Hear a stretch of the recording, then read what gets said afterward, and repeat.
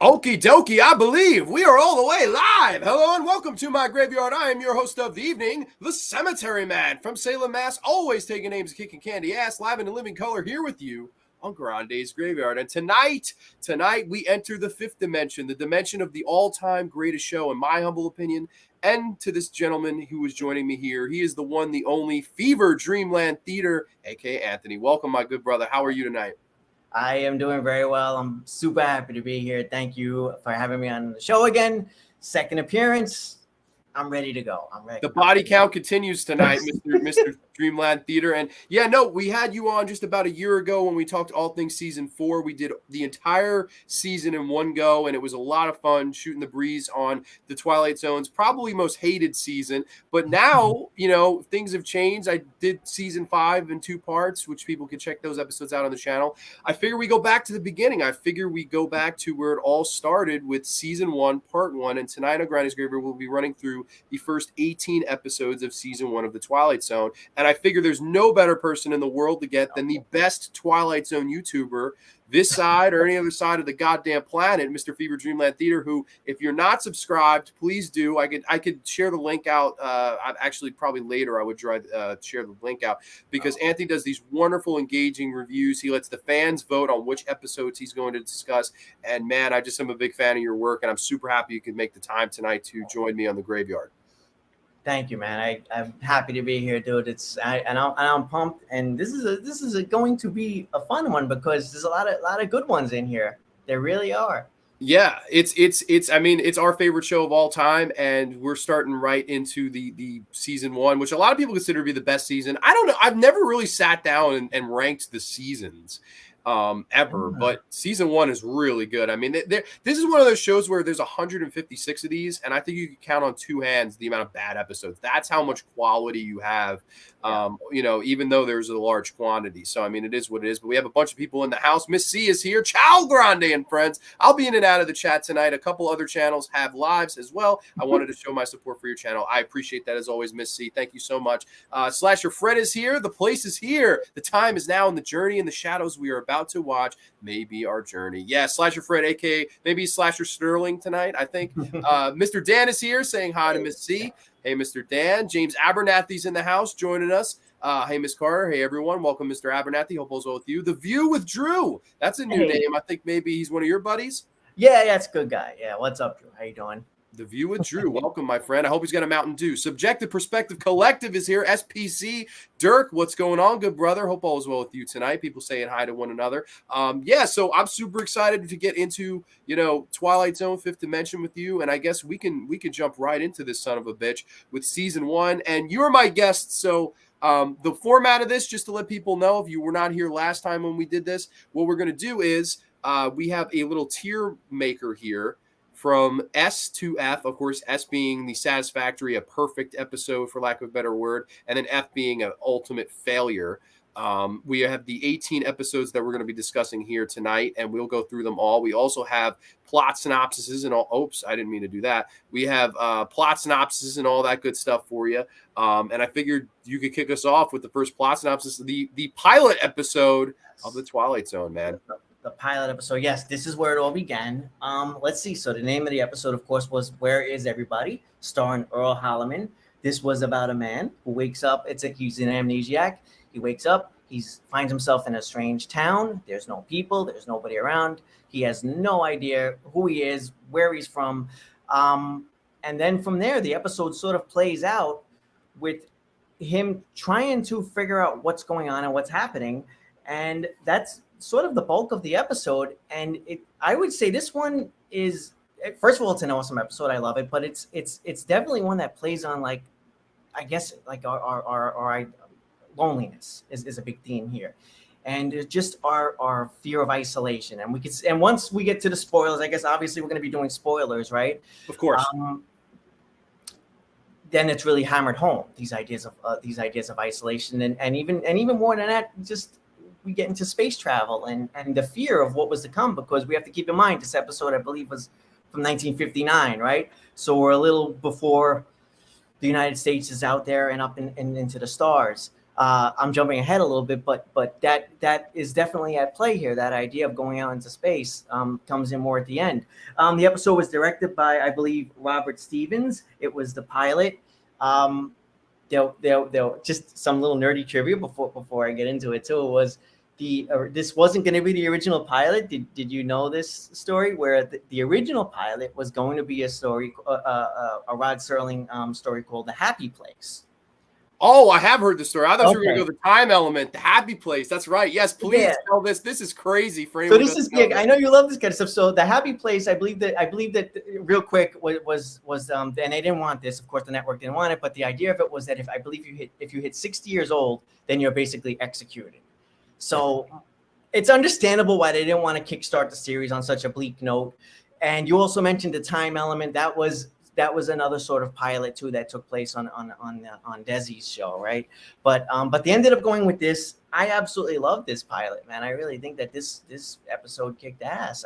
It was a great start. I believe the actor was Earl Holliman. It starred Earl Holliman, right?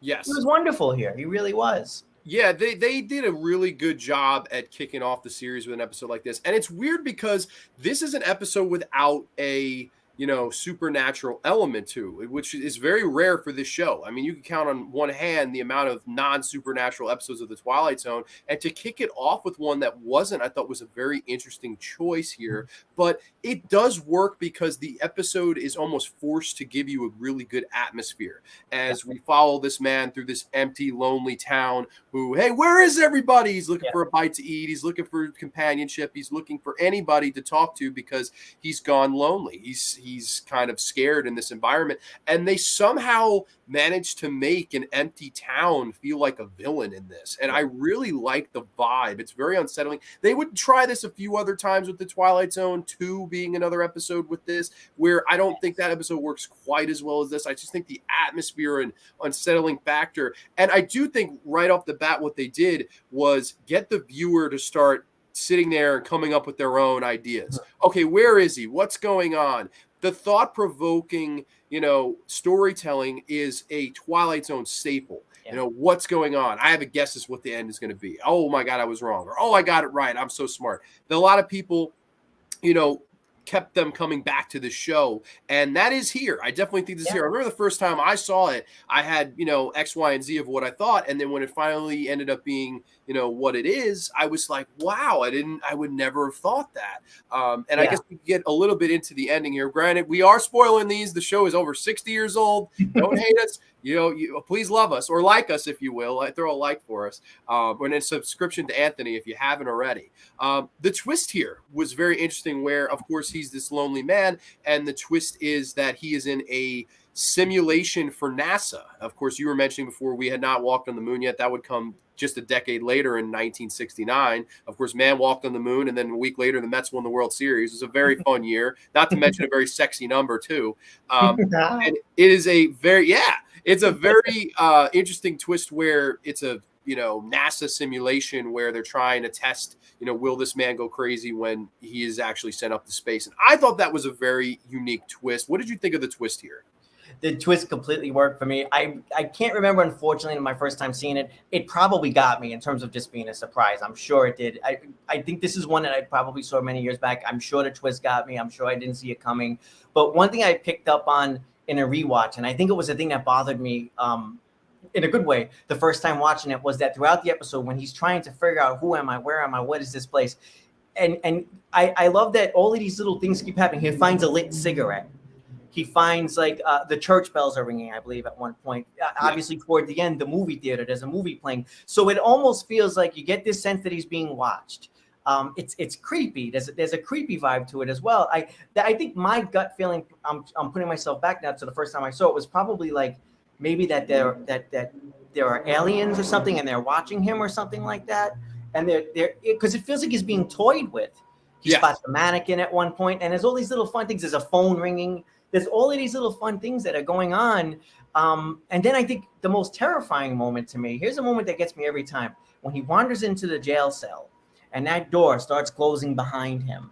And I just had this idea that he's going to be locked in there, like maybe like this door's gonna lock automatically. And now it's like, oh my god, he's just gonna starve to death. That's what Twilight Zone does so well, man. It creates these stories where like it doesn't give you all the details up front, but you start filling them in. And in my case, I'm filling them in with like the worst thing imaginable. Yeah. So, and yeah, I love that happens throughout this episode. Was that just before we get that big reveal, we have all of these little moments of just these little oddities. It's wonderful. Getting back to the ending, it's a great reveal. I don't know that. I'm curious, like, would a person watching it fresh, would they see it coming? I mean, I personally didn't, and I know that wasn't always the initial ending. Actually, Slasher Fred mentions here, I read that there was another ending where the main character finds the theater ticket and begins to wonder whether or not he was really in the abandoned town. And they do actually do that in the season 2 premiere, King 9 Will Not Return, where he's walking around the desert, he's alone, and at the end there's sand in his shoes. So they end up doing that ending there to make you second guess, oh, was he there? Was he not? That would have been very interesting had they done that. You know, to them it was a simulation. To him, it was all that much more real, which I think really would have worked here because it kind of ends on a down note, which is actually kind of rare for this show, believe it or not. I mean, Twilight Zone generally doesn't end on that downbeat. At least I would say more than not, and positively. But this one, man, yeah, it kind of ends on this like, is he really ready for it? It doesn't look like it. It looks like he's not going to ever be able to handle it. You know, he cracked, right? I mean, the guy did crack, but he cracked. I mean, to his credit, the guy cracked after they said something like 2 weeks or something like that. He was in isolation before he finally had this, what's essentially a delusion, right? So yeah, but there definitely seems to be fear of the unknown, right? Because again, we hadn't quite made it up into space yet. So we're, imagine it's the 1950s, and it's just like, what is up there? And we see that in other episodes too. There does seem to be a little bit of a fear at play about what is up in those stars, what's waiting for us, Yeah, and that only opens the door and the possibilities to all the other episodes that would proceed. Now, I do think there's an episode literally called The Lonely that I think did this theme a little bit better, that we'll get to actually quite shortly. But if you had to give this one a letter grade, I guess we'll pop up the old rank thing here, tier thing here, which I could zoom in a little bit if people can't see it that great. What letter grade would you give this? I think this is going at the right straight to the top for me, man. I don't even think I'm being generous. I really did love this one. I think it was an excellent start for the show. It was like a perfect start. I couldn't think of a better way to even start it. So yeah, it would be S tier for me. S tier for you? I'm gonna say it would be B plus for me. So I guess that will average out to around an A, which I think is a fair rating for this episode. What we'll do is we'll this is so weird how to finagle this. We'll take our rating just like we did last time. Like if I had a D and you had a B, it was a C, or cool. That's how we can finagle this whole thing and work together on this. So this is going to be a lot of fun. Earl Holliman had a great career, absolutely. Mr. Dan says yes, reminded me of 2. I think what makes the first season such a classic is that when people think of the Twilight Zone, they think of that classic theme music, but in the first season it doesn't. That's right, and I know Anthony and me are super nerds for this. Correct me if I'm wrong. It started off with the like there is a 5th dimension beyond, which is it's going through the sun, and there's the black line across the screen. Yeah. Then there's a point in this season where it's like a doll eye, or like it's weird. Yeah, dude. They even for this episode in particular, it's floating around on YouTube. The original narrator wasn't Rod Serling for this episode, is floating around out there, and it's really bizarre to hear that opening narration. And I don't know the person's name, unfortunately, but it is another person, and it's probably on the Blu-ray sets and stuff like that. I'm sure it's floating around on YouTube. So yeah, it's I love that. That's always interesting, right? Because the show obviously found its groove pretty early on, and the intro and the music and everything all came together. But that's another reason I sort of like this episode, is that it wasn't all quite there yet. Like everything that the show would become. Right?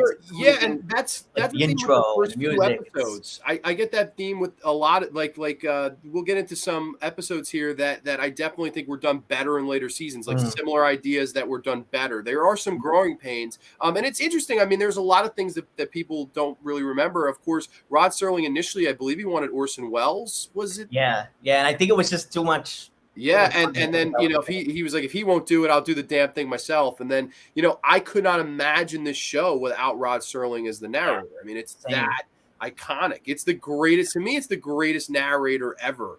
is Yeah, I'd say Sterling. so, man. I'm And even with the you on that. intros in the first season are very prototypical because every one of them, he gives you the person's occupation, Mhm. occupation, 35 years of age. And, it would change, of course, when you get to the second and the third Mhm. season. Sterling would actually come into frame before the episode, would Yeah. get underway. We do see him once on screen in the first season, but in the season finale, which we won't be discussing tonight, A World of His Own, but always cool to hear Rod Sterling's narrations. We'll see the replay when I'm able, just past to say hi, watching from the Toronto airport. See you in a month, buddy. Ciao. Matteo, safe flight to Italy, my friend. I hope you enjoy with your family. That's so awesome. 2 is in his top 10 favorite for Pat. Interesting. Great cast in 2, as usual. Oh, man, I think Charles Bronson is in 2. Yeah, that was Charles And Bronson. Elizabeth Montgomery, who is great. I believe she's married to the guy who directed that episode. Mayanne is here. Hello, everyone. Pat says the Mets won the World Series. Definitely the Twilight Zone. Yeah, pretty much. Anthony is here. Hello, Grande. Welcome, my friend. Let's see. Sean Blue Digital is in the house. Sean Blue, welcome, my friend. James Abernathy says some stories were well made and ahead of its time, and the parallel modern viewers can sometimes underestimate the classics. Definitely, that's very true. LOL, you'll be all right, Anthony, and there's better things to worry about, of course. Blissful is here. Hey, everyone. Welcome, Blissful. Hope all is well with you. And all right, so let's get into episode 2. I'll introduce this one now. This is one for the angels. A pitchman is visited by Mr. Death and is forced to get his priorities in order. Yes. Now, the way you feel about the first episode, I may feel about this episode. I know it's very overly sentimental and it's a little bit sappy, and some people have even told me that it's one of those. It's so sweet that it rot your teeth out of your head. Oh, jeez. I adore this episode. Of course, this stars Ed Wynn, the late Ed Wynn, who's great, and he's also in another episode of down the road in season 5 as this older pitchman, bookman, whatever the hell you want to call him. I think a pitchman would be the occupation. And he is this, he's kind of this old guy. He's friendly with all the kids in the neighborhood. And one day he's visited by Murray Hamilton's character, who, of course, we all remember horror royalty in Jaws or the Amityville Horror. So many great Murray Hamilton roles. Just love Murray. He plays Mr. Death. He is death at his door, of course. And he says, listen, it's your time. Your time is to go, and you're dying of natural causes. And my appointment is to take you tonight at midnight.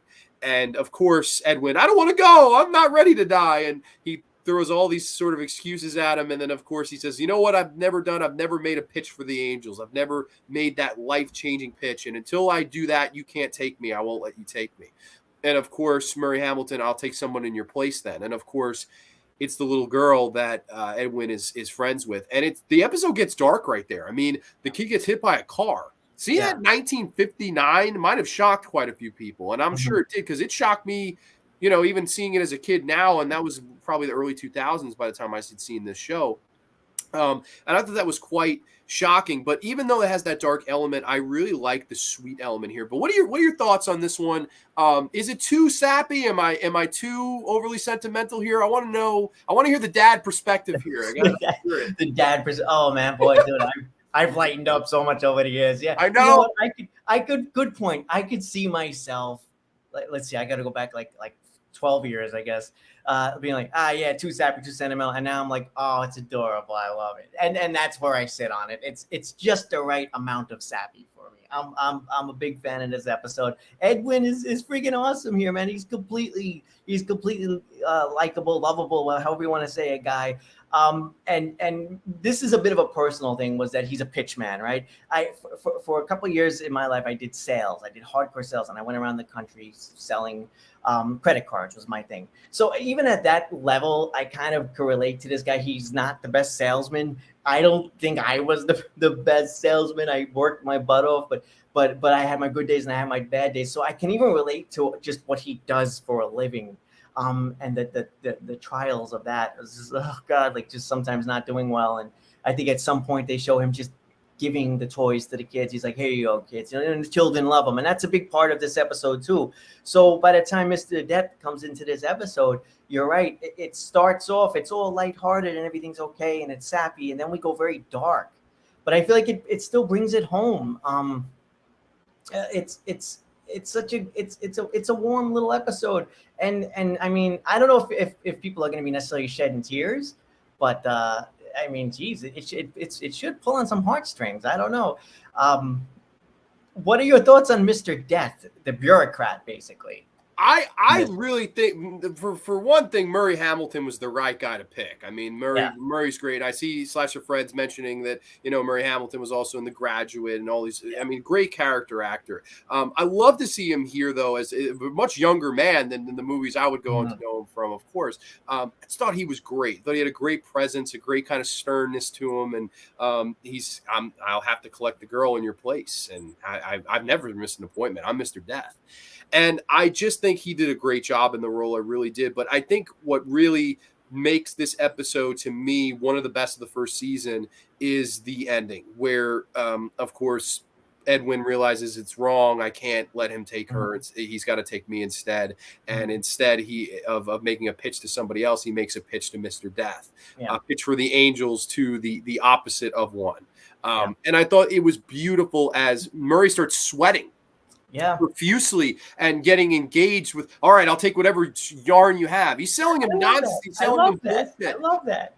But it is a pitch for the angels that literally ends up, he sold yarn. He sold, bullshit house utensils or whatever, but he saved a girl's life doing that. He saved the little girl's life and he misses his appointment. And then, of course, I believe, can we be going up there? And you made it. And I love this narration of you don't think this could happen? It could happen. And it did in the Twilight Zone. And I also like he throws in, he maybe didn't see him as an important man, but he was beloved by children. And that makes him an utmost important man. Love that. I think the heart here works. I know a lot of people make fun of me. Over years, I've shown the show to people and people are like, that was too sweet. Too much? People are breaking balls over this one, huh? I don't know. I personally love it. I think it really worked for me, but maybe I'm just over sentimental. I don't know. I'm glad you're with me though on this one. And out of curiosity, I want to know how, did you hate being a salesman? Just on a personal level, I'm curious how you felt about it. Yeah, there were moments where I hated it, and maybe that's where we're relating to where the relatability here comes into effect. Because at the end, and I don't want to put myself on some kind of a pedestal, when he's given that killer pitch, I tell you, man, I had a few of those moments. I can't quite say I ever saved the life of a little girl, but I had a few good days where I'd have my little table set up and I'd be giving my pitch, and it was as close as I could get to pitch for the Angels. And I had a bunch of people lined up and they were all signing up and they were giving me all the information and the credit card information, whatever, blah, blah, blah. So, and I made some money and I did okay and I was happy and I was just like, all right, wow. Cause it was a commission only job, straight sales. So it was like, if I don't do this, I'm broke. There was no base pay or anything like that. So there was like a lot of pressure. And yeah, that's I don't know, that aspect of it, I guess, is a little bit personal for me, but I feel it, man. I feel it. I can't imagine the pressure of just being commission based. Like I would actually be just frightened to do that. I don't know, man. It takes a stronger person than I to do that, because that would worry me. But and you definitely have that feeling here in this episode of dread. And I do like the idea of, what if you were an older man and death did come to you and said it was your time? Would you try to pull something like that? I do think a lot of people would, but of course, once they see, the replacement, oh my God, I'm sorry, I'm wrong. And I love that it's instant, right? Like the minute he sees, okay, then she's going to take your place. He's like, no, fine. Then take me. So you could just tell he's a good man. Yeah. He tried to get out of dying, but who wouldn't? No, exactly. I think it was a human reaction. Yeah. It's one. He fine. He gets one over on death. He's like, then I'm never going to make a pitch. Peace out. And he pieces out. And he's like, okay, that's how it's going to go. And death is like, nope, not happening. One for the Angels for me would be an S. I don't know where it falls for you. You know what? I think I'm going to put it there too, dude. I mean, I'm hard pressed to find a problem with this episode. It seems like the only problem people have is the tone of it, I think. Okay. But I do like the mixing. It is dark. I mean, like a girl gets hit by a car. A little girl gets hit by a car in this episode. Like that, to me, it has enough darkness in there as well. And I do think it has the right ending. To me, it would have went too dark if he did end up taking the girl, and that was the twist at the end where he didn't. He should have just accepted his fate and stuff like that. I think a lesser show and a darker show would have done that, and I don't think that's Twilight Zone. I don't think it would have worked the same. But for me, an S, the first S of Medi with this show. and Okay, I'm cool. super big fan of this one. This episode feels like one of those Angels like. Ed Wynn was also a Disney actor. He was known as, of course, Alice in Wonderland, Mary Poppins, Murray Hamilton in The Graduate, and of course Murray also played ex-partner of Carl Malden in Streets of San Francisco. Great episode. Awesome. Yeah, no, I agree. But next episode is All right. your call, Anthony. Your introduction here, my friend. Ooh, we have our first Western, our first step into Westerns in the Twilight Zone. This would become a big deal. Westerns were very popular at the time. The episode we're talking about is Mr. Denton on Doomsday. Let's see, we have a town drunk faces an infamous killer after magically regaining his gunfighting skills. So the town drunk in this case, his name was Al Denton. And we kickstart this episode with Martin Landau, I believe it is, right? Is basically the Biff Tannen bully type, and he's making this poor guy sing. The guy has an alcohol problem, so he's making him sing "How dry am I? How dry am I?" And it's humiliating and it's terrible and it's disgusting. And even the people around are sort of, they feel bad for him. And I think because of this, I guess I'll see where you land on this episode too in a second. But I think I was just totally pulled into this episode right from the get-go, and I was on this guy's side. I felt bad for him, man. He's completely down and out. He's at rock bottom. So what happens is he's singing, he's an alcoholic, and as the episode progresses, he ends up coming across a gun because Henry J. Fate, I believe, comes into town. So Fate, in this case, takes the form of a person, is personified as Henry J. Fate. So he gets this gun. It's essentially magic. He ends up basically shooting the hand, I believe, of the Martin Landau character. And from there, he gets his reputation back. He starts cleaning up. And of course, what happens is, let's see, I don't want to get too ahead of myself. He ends up getting challenged now because he's back on his feet. He ends up getting challenged by everybody in the town. I'm sorry, everybody just in general, because he's a gunslinger again. So we find out his history is that he used to always be challenged by gunslingers. And as they came into the town, he ended up killing one after the other. And that's basically the reason why he became an alcoholic to begin with. So we get this sort of circular thing that happens. That's nice. But in any case, the final, toward the end, I'm skipping ahead a bit here, but toward the end, he gets, I believe it's a potion, right? From Henry J. From Mr. Fate, I guess we'll call it at this point. And this gives him, I believe, 10 seconds to shoot anything he can. It's basically like anybody who plays Red Dead Redemption might have an idea. It feels a little bit like that, right? So this other guy comes into town. Spoiler alert: the other guy also has the potion, and they end up shooting each other in the hand. Neither one of them can shoot anymore, and we sort of get a bit of a happy ending here. He takes it as a blessing. I feel like the other guy might take it as a curse.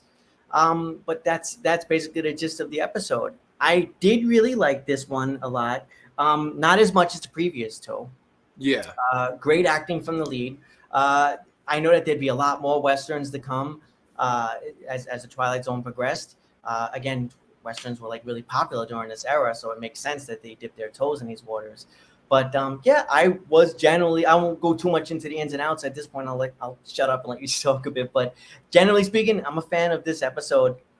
What do you think of it, though? I will say, like we were mentioning before, that the show kind of went through a little bit of a growing pains like era with the first season, and the next two episodes, this and the next one, are two prime examples of that for me, where I do think both of these themes, Western theme was done better, and something like Mr. Garrity and the Graves down the line, and then the 60mm Shrine, same thing. I think that was done better down the line as well. But this episode right here, it's not bad. It has a nice, like, fantastical Western element to it, where the whole, down in his luck drunk, and then, he gets this chance to change his life. And I don't know, like, in a way he is saved by the whole thing, but it's not really that most happy of endings, where it's like, okay, this other guy is the same thing. They shoot each other. Like, this is a middle of the road one for me. I never was like too big on it. I don't hate it. I definitely don't hate it at all. It's just very average to me. Like, the performances are fine. The idea is original. It's definitely a very unique idea. And I think it's cool to bring the Western element to the Twilight Zone, I think it's nice that this show played with every sort of theme that there was. It wasn't just horror and sci-fi. You played with westerns. You played with dramas. There were comedy episodes. They tried everything here. And this was, of course, their first attempt at a western. Now, I do think it was done better. I do think it was done worse in something like Showdown with Rance McGrew. That's a lot worse episode than this. I think it's nice. I know, fun fact by Papa Grande, this is one of his favorite episodes. Okay. He was a big fan of this one. So, that one has that like sentimental thing for me. I even feel like if you're just a Western fan, well, I guess that's weird to say, but I feel like maybe if you're a Western fan, this one might play better for you. I'm not sure. And he's a huge Western. I mean, he was John Wayne, Hondo, and Man Stop Liberty Valance. He's a big Western guy. So maybe the more you like Western, that's true. It could be that, yeah. I don't know though. For me though, very middle of the road. I would come in like a C+ personally. Okay. But what do you think? Okay. Yeah, I think I had like a B for this one. So We in can that go case, B. That's fine. C+, B. We can totally round up to a B. I think that's fine. Okay. The plus will be the decider. If it's a plus, we'll go C. If it's C-, we'd go fucking C. I don't know. But we do have some people commenting. Let's see. Man saying, I've not seen episodes. Oh my gosh. Well, if you have Amazon Prime, you can watch these for free in HD, and I highly recommend you do. It's my all-time favorite show.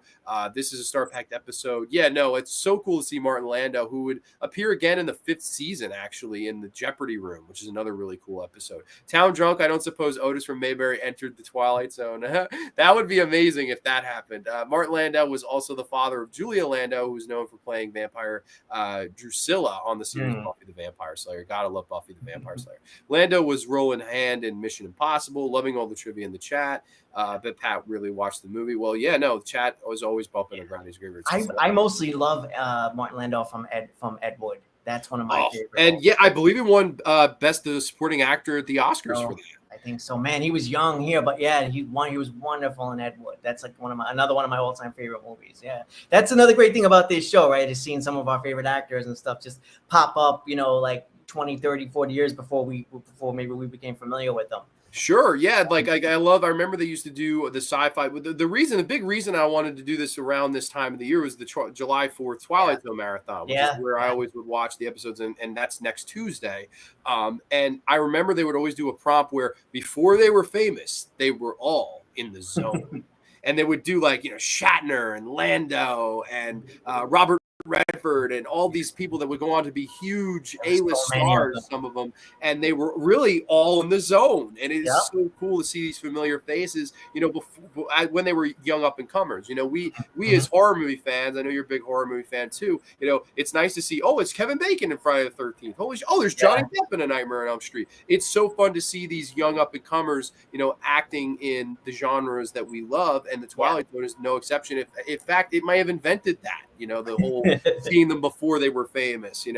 I know a lot of people think of Shatner from Star Trek. I always think of Shatner, not even from the episode most people remember in the plane. I always think of Nick of Time for Shatner. Wow, interesting. And that's another excellent one too. I'm a fan of that one too. Yeah, huge fan of that one. I think that's one of the best episodes of the whole show. But let's move on into episode 4 of season 1. This one starring, of course, the legendary Ida Lupino, who would go on to direct arguably the best season 5 episode in The Masks, which is so cool that she would act in one of the first and direct one of the last, the only female to ever direct a Twilight Zone episode. This is the 16mm Shrine. Barbara Jean Trenton is a faded film star who lives in the past by constantly rewatching her old movies instead of moving on with her life, so her associates try to lure her out of her self-imposed isolation. Another one for me, man, would be Growing Pains. I like Ida Lupino. I love Martin Balsam. And you would go on to see him in of course, The New Exhibit, my favorite season 4 episode, which we did review on the last time me and you discussed this show.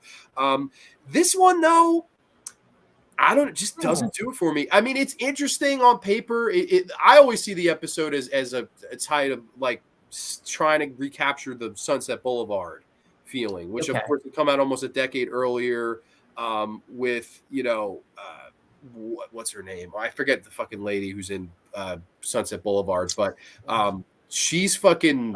I think Gloria Swanson. Gloria Swanson is the actress in Sunset Boulevard. She's definitely trying to capture that performance. And I don't know, it just didn't work with the Twilight Zone. I don't think that storyline worked with the Twilight Zone. On paper, it sounds like it would work, but for me, this is one of the weaker ones we'll be discussing tonight. But what do you feel about this one, man?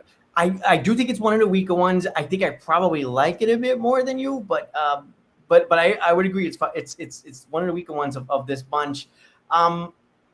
It's funny because like we always think of nostalgia almost as like a modern phenomenon. It's not. I mean, here we had a story of this woman who's already nostalgic for her older films. So that phenomenon, it feels like it's always been there with us. Like we have our prime in life. A couple of decades roll by and we immediately start looking back and longing for the old days, the good old days. And I think this episode does a decent enough job with that. I like that aspect of it. You mentioned Martin Balsam. He's nice here. He does really well here. He feels like he legitimately cares for her. So I like those dynamics between those two characters, between him and her. This Hollywood world too, it's foreign to me. I mean, I'm not like a Hollywood superstar yet, but I like that they show this world where she goes to visit a producer, I believe, about a movie. And I like that part because she's getting this role and she's told, oh, well, you have to be a mom. And she's like, a mom? I need to play the lead. I'm not a mom or whatever.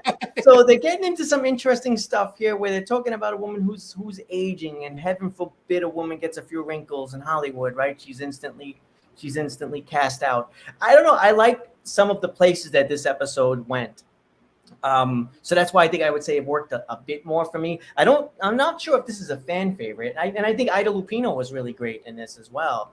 I do too. I think it's one of those where the idea is better than the episode itself. And I've seen this idea done in this show better. I definitely I definitely feel like it has been done better. This is one where I do think down the road they would get this right, whether it be the following episode, maybe with similar themes that we're going to be discussing here, the hardities of, accepting that you're older and the, letting go of your prime and embracing your old age and embracing new things. And this is a woman that had a hard time letting go of the glory days. And, it's one of those things. It doesn't matter if the glory days ended a day ago or 20 years ago. The fact is when they're over, they're over. And it's a very bitter pill to swallow. But of course, Twilight Zone logic, she ends up going into the screen at the end, which I'm like, that one's not working for you, huh? All right. It's just very, I don't know. It's one of those episodes where I never could get into it. I remember even as a kid, I was always like, it's this one. Like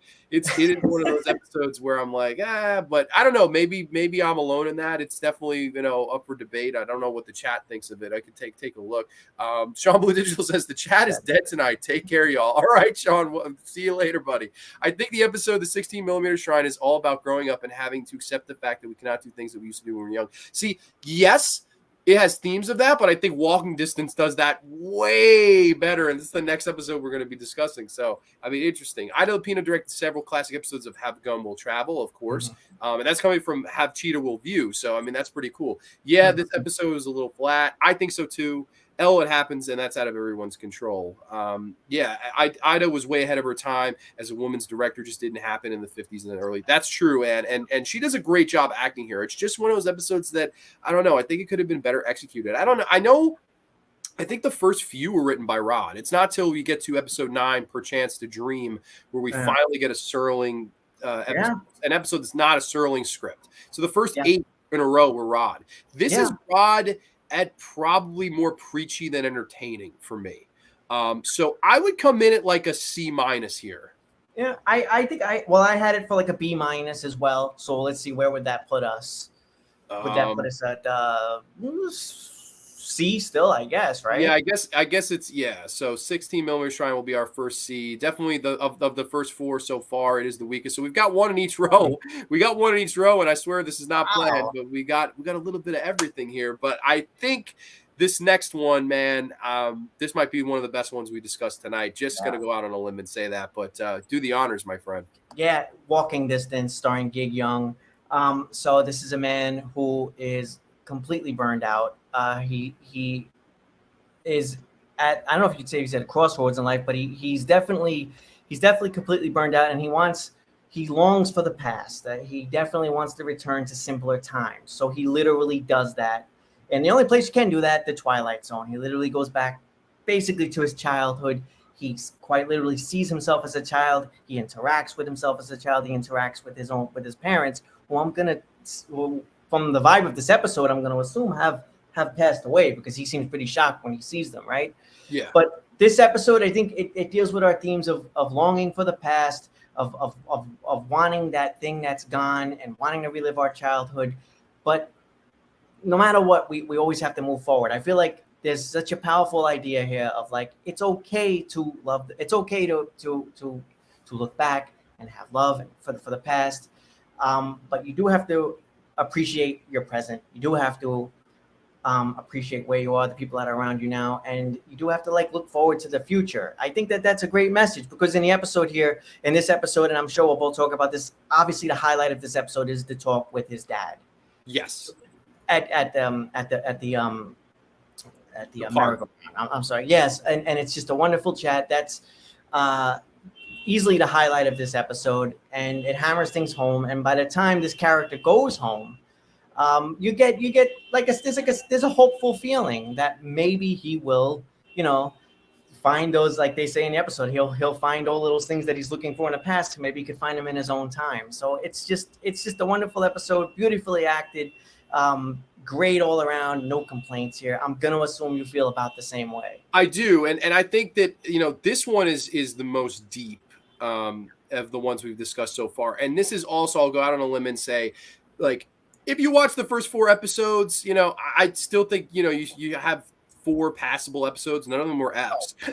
But this is the episode of the Twilight Zone to me that finally established this show as one of the greats. I mean, this is the first episode of the Twilight Zone that I think is amongst episodes that you could consider for a top 10, that you could consider for a top 15 or whatever that you want to do with that, because I am just a huge fan of this. And right off the bat, just the playing with nostalgia, right? Here's this guy whose car is broken down. It's going to take a little while to fix. And, I grew up over here. It's walking distance. He goes back and he wants to have the chocolate soda with 3 scoops. And, he sees the kids playing in the street, and that brings back memories to him. And he goes to the park, and it's all these things of reliving your past. And I think the horror in this episode, which a lot of people horror in this episode, honestly, yeah, I do believe this, is the fear of missing out on something that you've already done.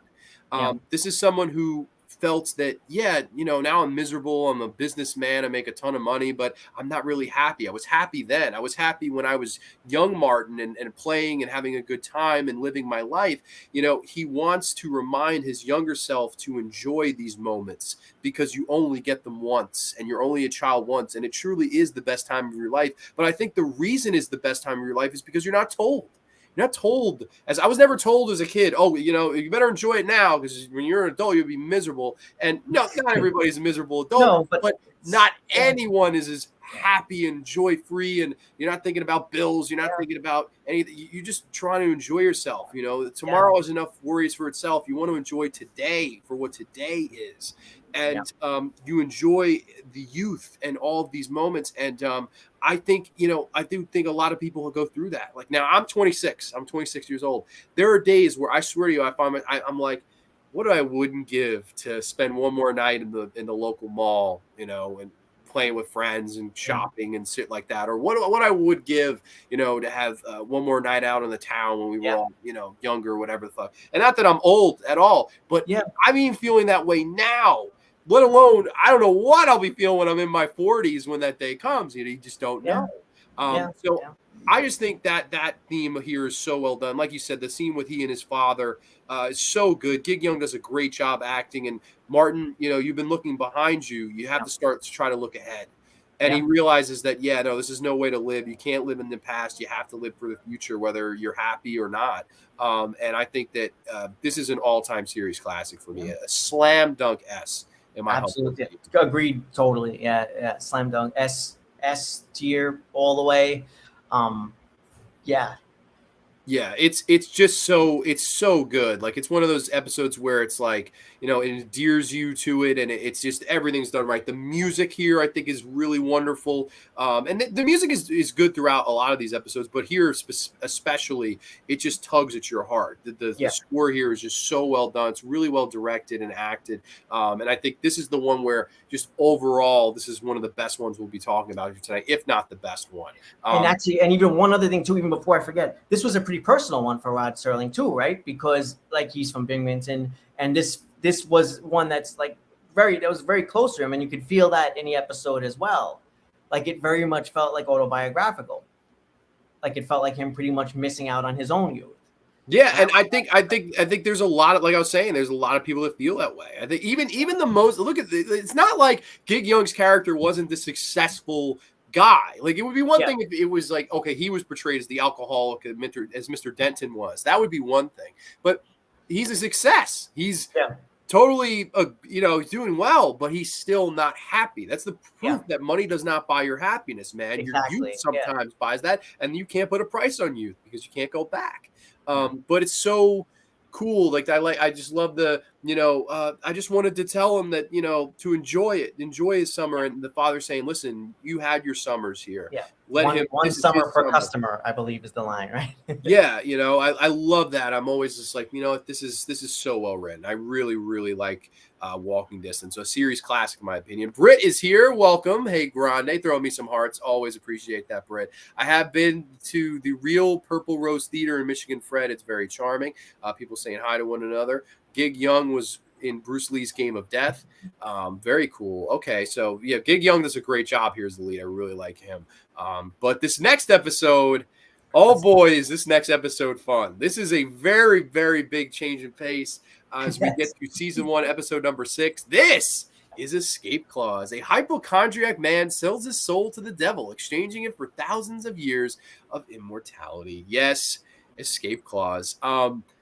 I love this one. To me, changing gears completely from the last episode. I mean, how different could you be? I mean, sentimental, nostalgic trip, a walk down your own memory lane where you interact with your young self, to this where you're literally selling your soul, and the entire episode is, how can I kill myself? How can I try to kill myself and prove that I'm immortal? And I love this one. And I love that Anthony's done an episode of his channel, well, not an episode, but a video on his channel where he ranked the actors that played the devil in the Twilight Zone. This was, of course, this was the first time we had anyone playing the devil. And I want to get the actor's name here because he was Gomez? in it. Keith Gomez. Thomas Gomez. That's right. Thomas Gomez. There we go. Okay. Thomas Gomez plays the devil in this. And man, he does a great job, brings a great energy and intensity to the role.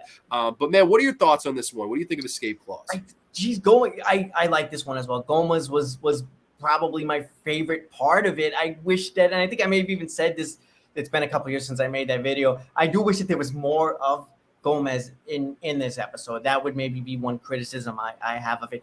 Overall, it's a good episode. I'm not sure that I love it as much as you, but it's definitely a solid episode overall. I would say so. It's fun. It's playing what this.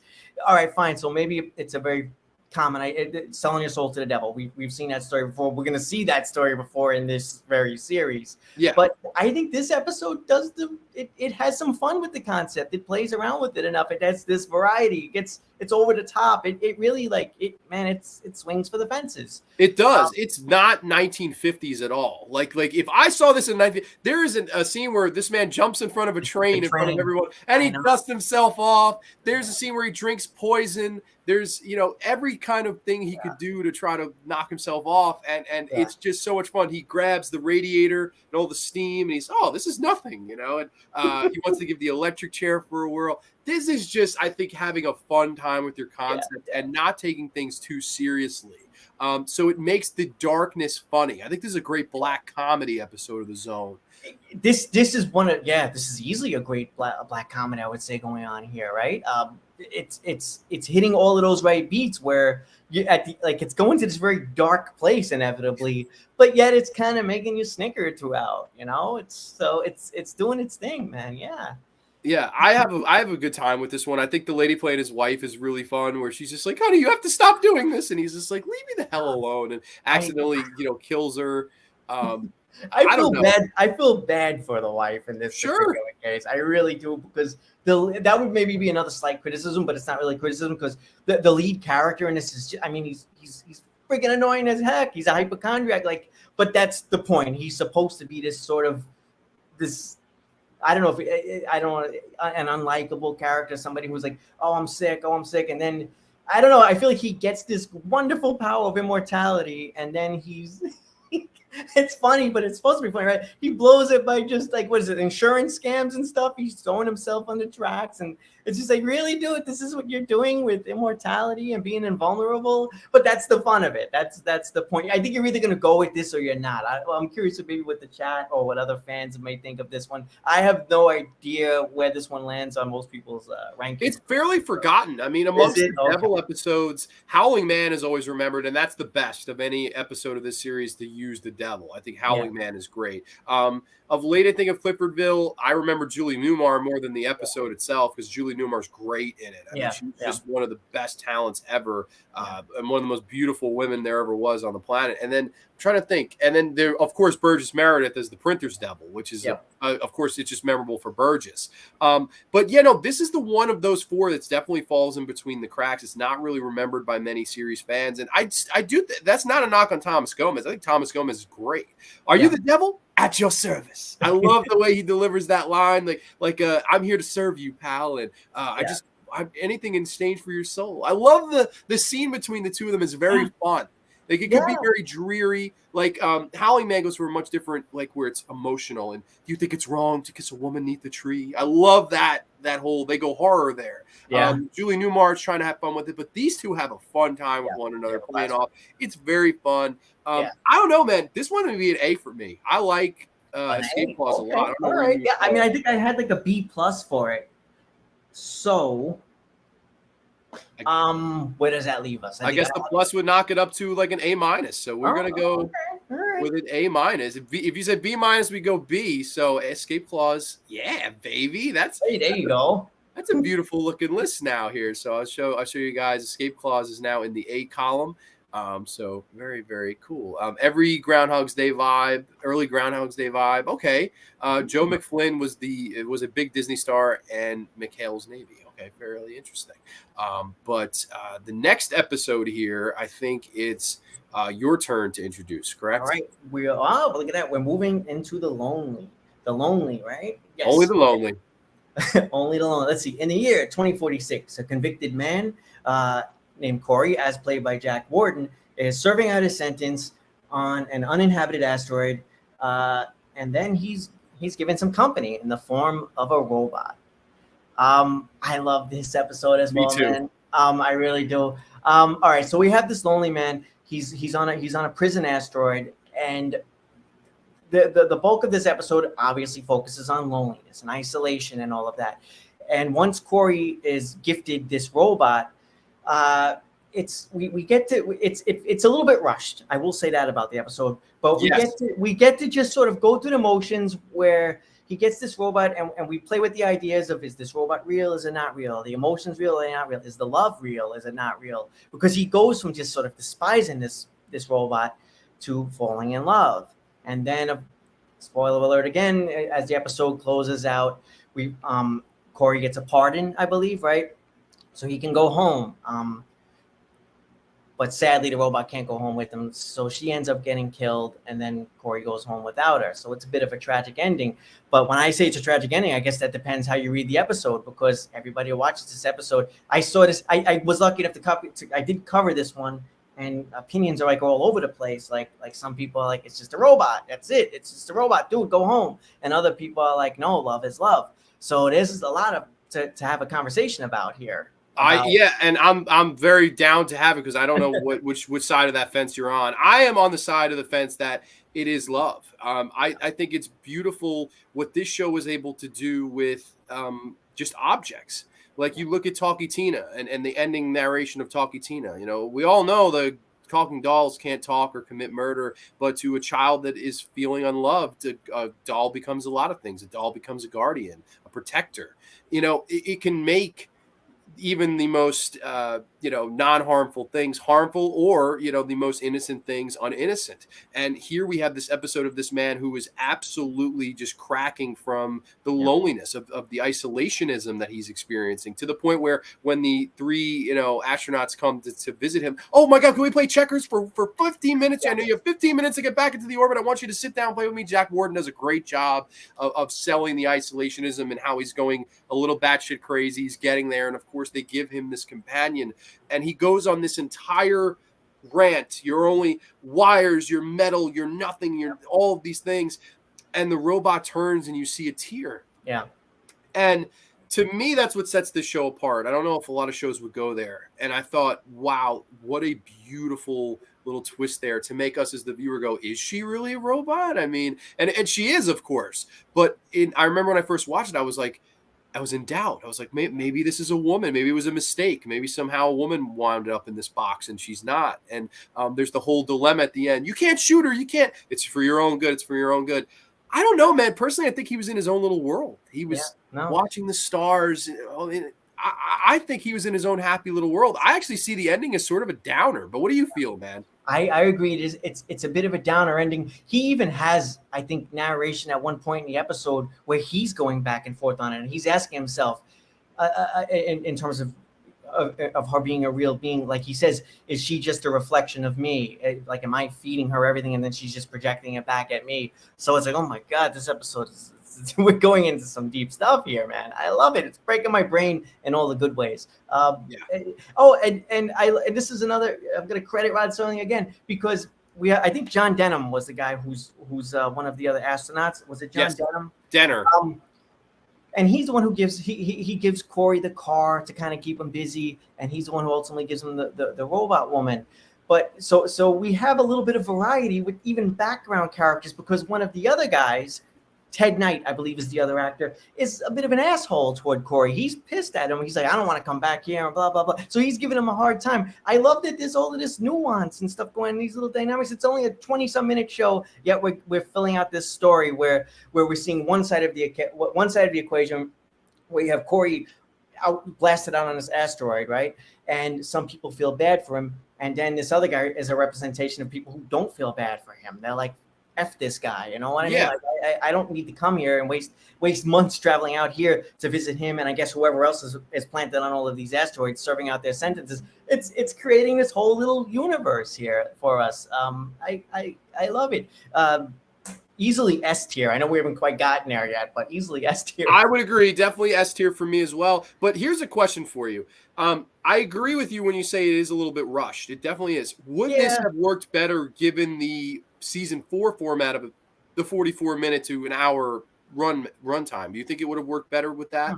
I do think so. I don't know. I find that every time I rewatch it, it gets better and better. It's true. That's true. It's one of those. It's probably better. Like, if I were to rank it, I can't remember what I ranked it. I probably would even go higher today. If I were to rank it today, it's one of those for me. That's kind of, it keeps going up every time I watch it. So yeah, dude, but yeah, would it work better? I think I still stick to that I maybe would have liked to see a little more. It's tough because those time limits, like when you say 1 hour, it's like, I like the idea of just giving a TV show the exact time it needs, as opposed to specifically saying it needs to be 22 minutes or it needs to be whatever 60 minutes or whatever. That's what I love about modern TV shows, right? And even things that are streaming, is they could one show maybe 30 minutes, another show maybe like 40 minutes, because they can do that. They couldn't do that, sadly, back in the days. They had commercial breaks and all of that other stuff. Yeah, no, and strict. It was super strict. Yeah. And I agree with you. I think maybe not an hour, but maybe give this 10 more minutes to breathe a little bit. Perfect. Like I would have loved to see more of their relationship with one another. Like, I think that part of it is definitely. But, this is a concept that would be taken down the road. I mean, look at Her from Spike Jonze with Joaquin Phoenix. Yeah. A man who falls in love with his iPad.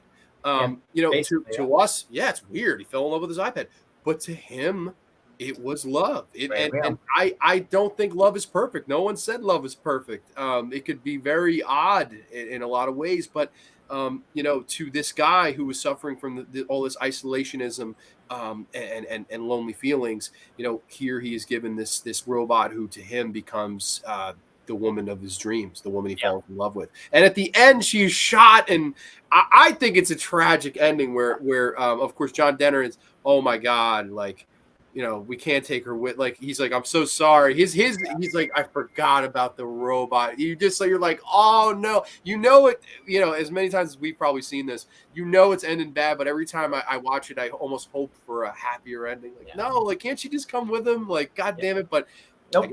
She's getting shot in the face, and it's gonna be, and they show it. They show that it's a quick shot, right? It's only 2 seconds of her face blown off, but it's a bit horrifying. It kind of is. I always felt the first time I watched it, they built me to the point where I was thinking, what if the twist is she wasn't? Like, because you do get the tear, you do get, like, it's very awkward how it's done. He's like, show them, talk, show them, and you know, they shoot her, and I thought, wouldn't it be an amazing twist if it was like it wasn't a robot, it was some mistake. That was my first, when I first watched it, I was like, is that going to be the Twilight Zone twist? And no, it's not. It's just there's no twist really. It's just, that's reality. It's a very interesting non-twist here is that I was expecting one and I didn't get it, and I thought, oh my God, you know, just when I thought I was in the fifth dimension, bam, this one's reality.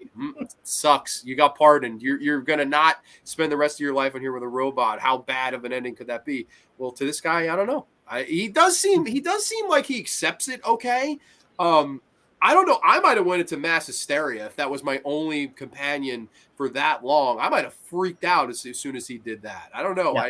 Maybe I would have had a different reaction. But I could see that too. Yeah, a different reaction. Yeah, things getting a little more violent at that point. That would have been a way to go too. But I think it ended definitely a more logical way for him, for sure, than it would have maybe for me. I would have probably freaked out. Early role for Ted Knight, who had a fine career. Very cool. Yeah. The Undead of Night, good brother Thomas here. Hey, John, Fever in chat. If The Lonely was done today about a female robot sent to a man who has been alone for 4 years, I don't think the episode would have been as wholesome. Loved the episode. I agree completely, and I agree completely with both of those statements. Well, I will say this. I'm a Black Mirror fan, and Black Mirror had an episode that sort of did something along those lines. I guess I won't spoil it, but yeah, there was an episode that featured a robot, and we get into the lovemaking aspect, which is a thing that's going to be in the back of our heads no matter what. When we watch this, I think it's inevitable to be like, I wonder if there were, you know. And Black Mirror is fantastic. I mean, I don't know how I'm guessing you said you're a fan. I'm a big fan of Black Mirror as well. I think it's this show, like, it's probably a better incarnation of this show than any of the iterations of, like, I don't know, maybe the 80s Twilight Zone would be a little bit better, but it's definitely better than the either 2000s iteration of the Twilight Zone. Is Black Mirror, because they're able to push the envelope and use today's society. As opposed to what I feel like what a lot of the iterations tried to do is they were trying to be the original show. And those themes that worked in the 1960s don't necessarily work in 2000. You know, some of them do, some of them are timeless, but I don't know. I think this particular one, if adapted today, it would be a lot different. There would definitely be the lovemaking aspect there, which is, you know, one of those things. Really wiped out. So I'll catch the replay, guys. Awesome job. Mr. Dan, thank you so much for joining us tonight. Man. There was also a movie about a guy called Jexa who falls in love with his iPhone. Yeah, so this theme has been done quite a bit, and it's definitely a cool one. I think it's done wonderfully here. Yeah, it's a fun concept. It's a good one. Yeah, no, it is. I think this is a damn good one and well-deserving of an S. And speaking of episodes I would be shocked if this is anything but an S. Arguably the most infamous episode this show ever had to offer. I mean, it's definitely amongst the top 5 most talked about and referenced in popular culture. This is, of course, season 1, episode 8. This is Time Enough at Last. A henpecked book lover finds himself blissfully alone with his books after a nuclear war. Yes, Time Enough at Last. What else can you say but iconic? What else can you say about, you know, this is, I think, the episode where the twist ending device really became synonymous with this show. I mean, like, okay, the first 7 episodes, we had a couple twists in there, but this is definitely the one where you get that mean-spirited twist that you never see coming. Yeah. And man, it has been referenced a million times in popular culture. Reference. And I love it for that. But tell me about your thoughts on this one. And if you remember your initial viewing, and I know you're a big Burgess Meredith fan, so please gush all you want. Yeah. Oh, gee. I mean, yeah, mainly from the Rocky movies, of course, right? But he showed up in so many other things, but he was wonderful in Twilight Zone. He was wonderful in this. Yeah, I believe I'm trying to think back. I'm pretty sure that my first viewing of this, the glasses breaking at the end was an absolute gut punch. Like, no, Yeah. no. It hits you hard, man. And it's, I mean, we don't get as much now after we've watched it the 50th time or the 100th time, but it's still like you still feel that impact at some level. Would you here? I have a question for you. Would you say that this episode, like that, the twist is almost overshadowed everything that came before? Because there's a lot more to this episode. We have the shrew wife. We have and his awful nightmarish relationship with her. We have the fact that he's completely obsessed with reading, and then I mean that's why this twist hits so hard, because it's like he finally had time. There was time now, and I almost feel like the twist, which is an awesome twist. It's probably one of the most memorable twists, arguably, right, in the whole show. Yeah, definitely. Almost overshadows everything that came before. I think it's true, because it's one of those episodes where his character doesn't have much to him. Like his characters, I like to read. That's it. I wouldn't say he's likable. I wouldn't say he's hateable. No. He's just, I like to read. That's really the character. But what's wrong with that? I mean, it's just this guy's passionate about reading. He doesn't really, he does his day job, but he just does it to put bread on the table. He wants to read. Even at dinner, he's more interested about reading what's on the condiment bottle than he is about the dinner. That's his biggest passion in life. And I think what endears you to him, number one being, of course, Burgess Meredith's performance. It's Burgess Meredith. He's just such a likable guy. And all but the printer's devil, played mostly a likable guy in this show. But also it's just, he wasn't harming anyone. He just wanted to read. Leave the guy alone. Let him read. What the hell is your problem? And they do such a good job. I'm sorry. They do such a good job of that, right? Where the wife is hounding him over it. I believe his boss is hounding him over this. And it's just so everybody is torturing this guy, and he's that's why he ends up in a bank vault, because he's just like, I'm done with you people. I just want to read. Yes, a bad and a lesser person, if they're going in a bank vault, they're probably coming out with a lot of money. He's just trying to get in there to get away. I don't want to be here, any of you people. I hate you all. I want to just read.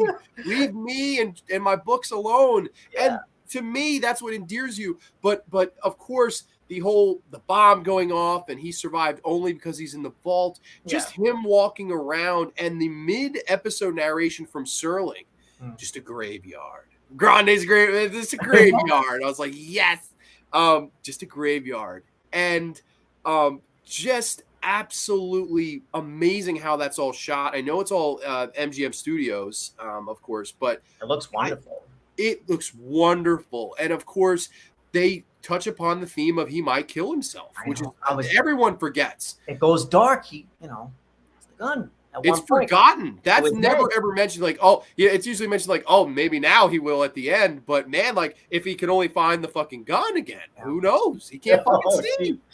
Jeez, now you're conjuring up this imagery of this poor half-blind guy just like desperate, searching around. Where's that gun? Where did I leave it? Yeah. I don't know. I love it though, but like, no, you're right. It does get lost in the shuffle. Do you feel that way too? Like, and also let me pose this question too.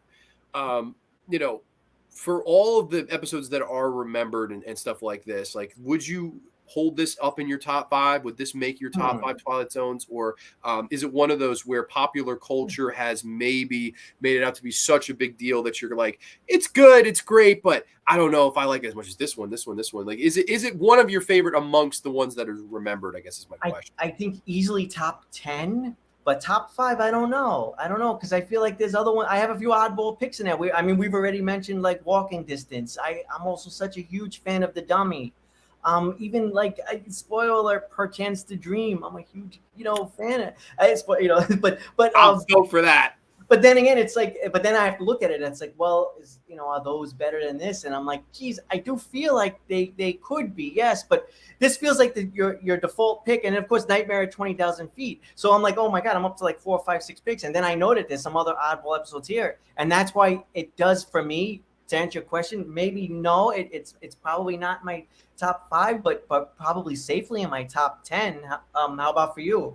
I don't know if this would make my top 10. I think it subjectively, like if you were to make an unbiased list, has to. But Mhm. I think that's the beauty of this show. There's a lot of episodes that will connect to you in different ways, and you can resonate with a lot of episodes. Like, I don't know if I'm of the age quite yet where I can, really see the sentimental value as much in Kick the Can as an older gentleman would. I think that would hit an older person more than it would me. I just don't think I would. But then again, you look at a Perchance to Dream. I know a lot of people don't like the episode, and I know when we get into that, I'm assuming you're a big fan too. I love the horror element of it. I love the dreamsicle atmosphere when we get there.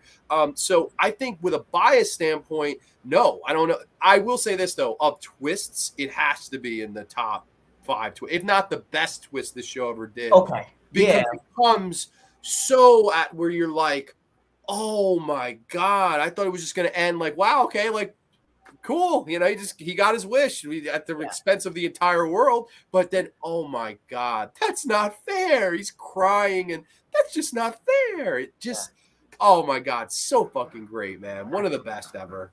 Easily. Yeah. Yeah. Can you hear? They had started fireworks by me. Do you hear those in the background? No. I have a lot of my own background noise going on over here, so I think that's drowning out. My background noise at the moment is drowning out your background noise. Fair enough. That's fine. Let's see what the chat has to say on this one, of course. Slasher Fred, always remember to bring an extra pair of glasses. I think that's the lesson to be learned in the Twilight Zone. If the ending of this episode doesn't make you sad, you have no heart. That's so true, because this guy did not harm. He wouldn't harm a fly. Just tell me what the twist is. Oh, we'll tell you. Well, first of all, I do recommend you do watch it. But of course, this man who liked to read, the world blows up due to this atomic bomb. He, walks the landscape. He thinks about killing himself. He finds a library that is somehow completely intact with all these books. He makes years worth of piles that he's going to read and scheduling. And of course, when he goes to read the first book, he trips and the glasses break. And, he's left. He can't see. He can't read books. He can't, live happily ever after. Just so real quick, Grande, what would be really appropriate if her internet connection died right before you gave her the twist? That's not fair. That's not fair. He was just about to tell me. Well, trust me, it's one that it's just epic. Burgess Meredith would later play the librarian in the episode The Obsolete Man. Of course, he was also Mr. Dangle the Strong, and then of course the Printer's Devil. He and Jack Klugman, the only actors to ever be the leads of 4 separate Twilight Zone episodes. And I love both. I think they're the MVP actors of this show. Burgess definitely more memorable than Klugman, but I think Klugman just as good as Burgess. Hey man, you don't want the ending spoiled. Watch it without knowing. Well, sorry. LOL. Okay, it's fair. These guys got me excited. There we go. We're doing our job. I think that Walking Distance was the inspiration for Back to the Future. Walking Distance has wonderful life vibes as well. Like, it's definitely that story. Yeah. I can see Kick the Can. I saw the movie and liked it. It was so sweet. Yeah, no. So that one definitely. Oh no! Oh my God, that's awesome. Yep, I'll still watch it. Yeah, that would absolutely be still watch a real TZ twist, Anthony. If the Wi-Fi went out, yep, that would be the Black Mirror version of this episode. Great minds. An internet junkie, like all he like to do is be on the internet. That's not fair. I have no Wi-Fi, no cellular data, no hotspot. That's not fair. That's not fair. Okay, so here I'll quickly drag it to the inevitable S tier. This is our 4th S tier of 8 episodes. So yeah, half the episodes so far are perfect. That just goes to show you. And 5 of them for Anthony. Of course, I think whereas everyone was an S for Anthony. So I mean, just nothing but quality here. But all right, next one. A very underrated one, and I'm very excited to get into this one, Anthony. If you me too.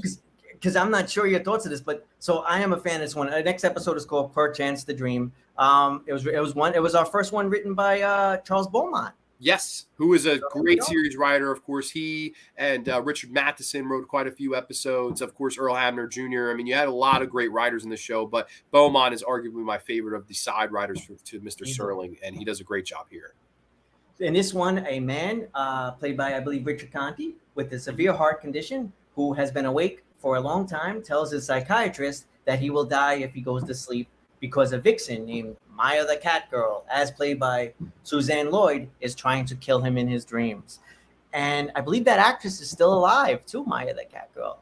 Hey, man, she can haunt me in my dreams any day she wants to. Maya the Cat Girl for the win.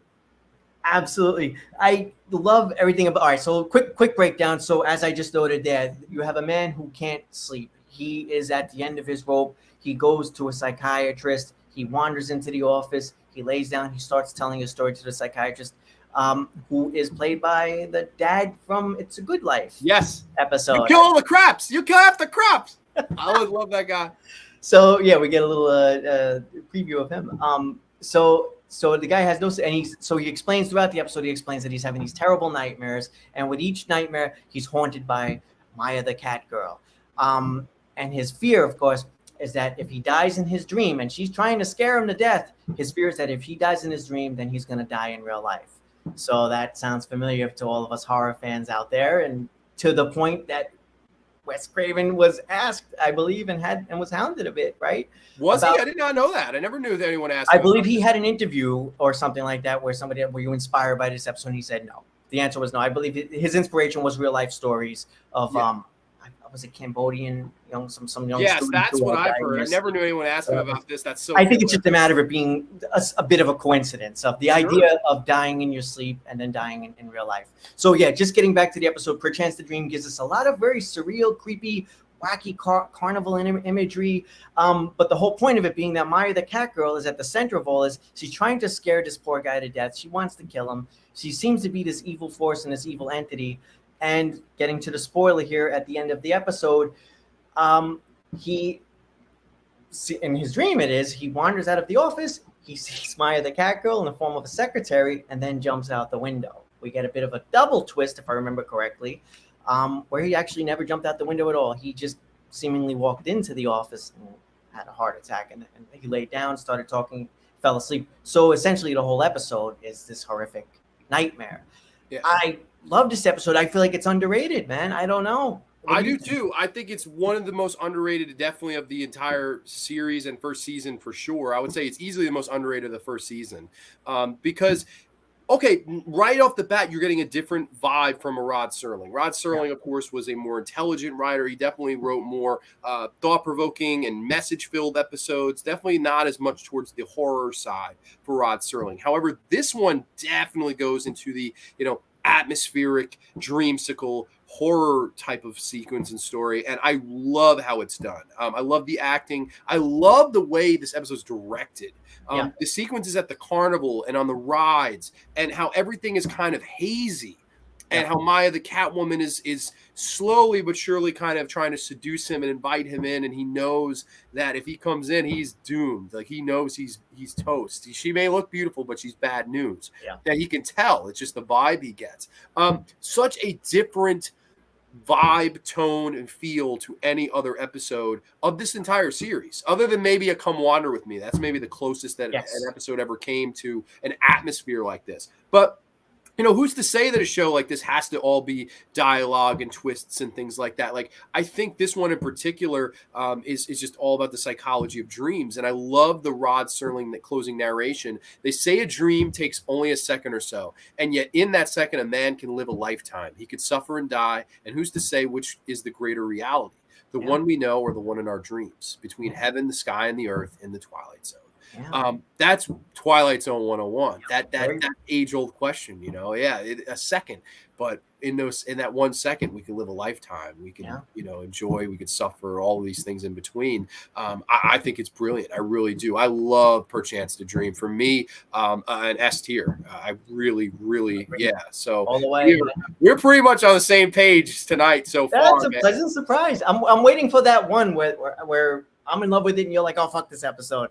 Honestly, there's really not too many. I don't think that's going to happen, but we'll see. I don't know if I have around a failure on here. I might have a D. I definitely the one that may come up as a D, but I don't know if I have a failure on here. I think we already I think maybe that which was the one with Ida Lupino. That may be the one that maybe so far we've differed. That would be up to this point is the weakest one for me. I don't hate it. Again, it's at the worst one so far was a C minus.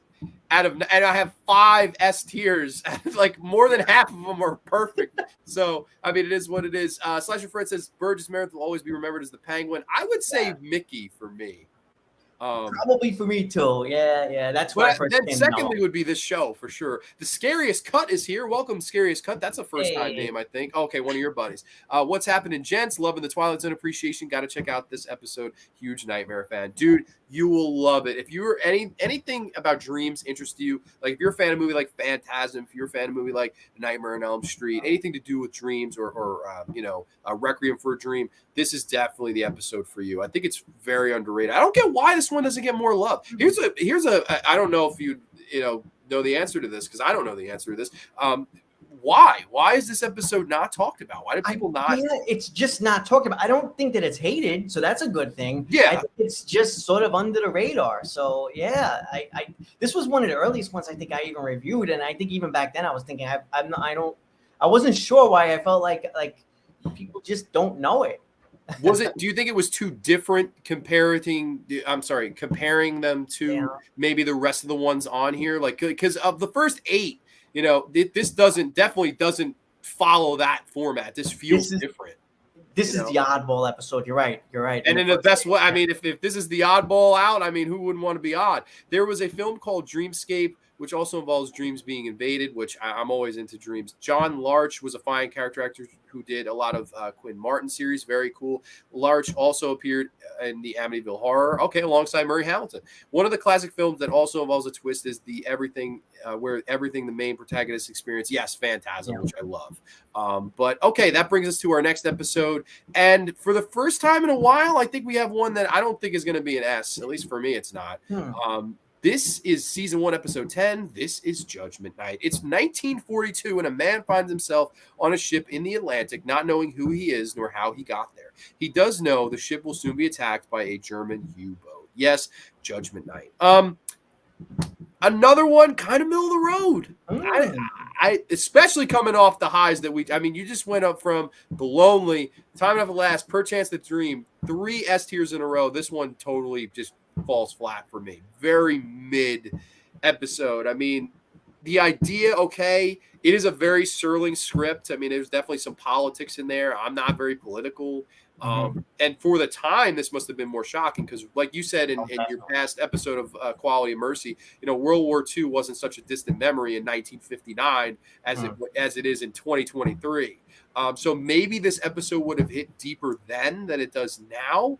But I don't know. For me, this is very bland. Honestly, a passable one. You can skip this one. But what do you think? Are you a big fan? Maybe I'm in the. No, I wouldn't say I'm a big fan of it. Okay, no, I definitely wouldn't say I'm a big fan of it, but I definitely like this one a lot more than you. This one is a bit new to me, and I think I know why. If either this was never on during the 4th of July marathons or the New Year's Eve marathons, or if it was and I was younger, it would have bored me very quickly, and I was and I would have.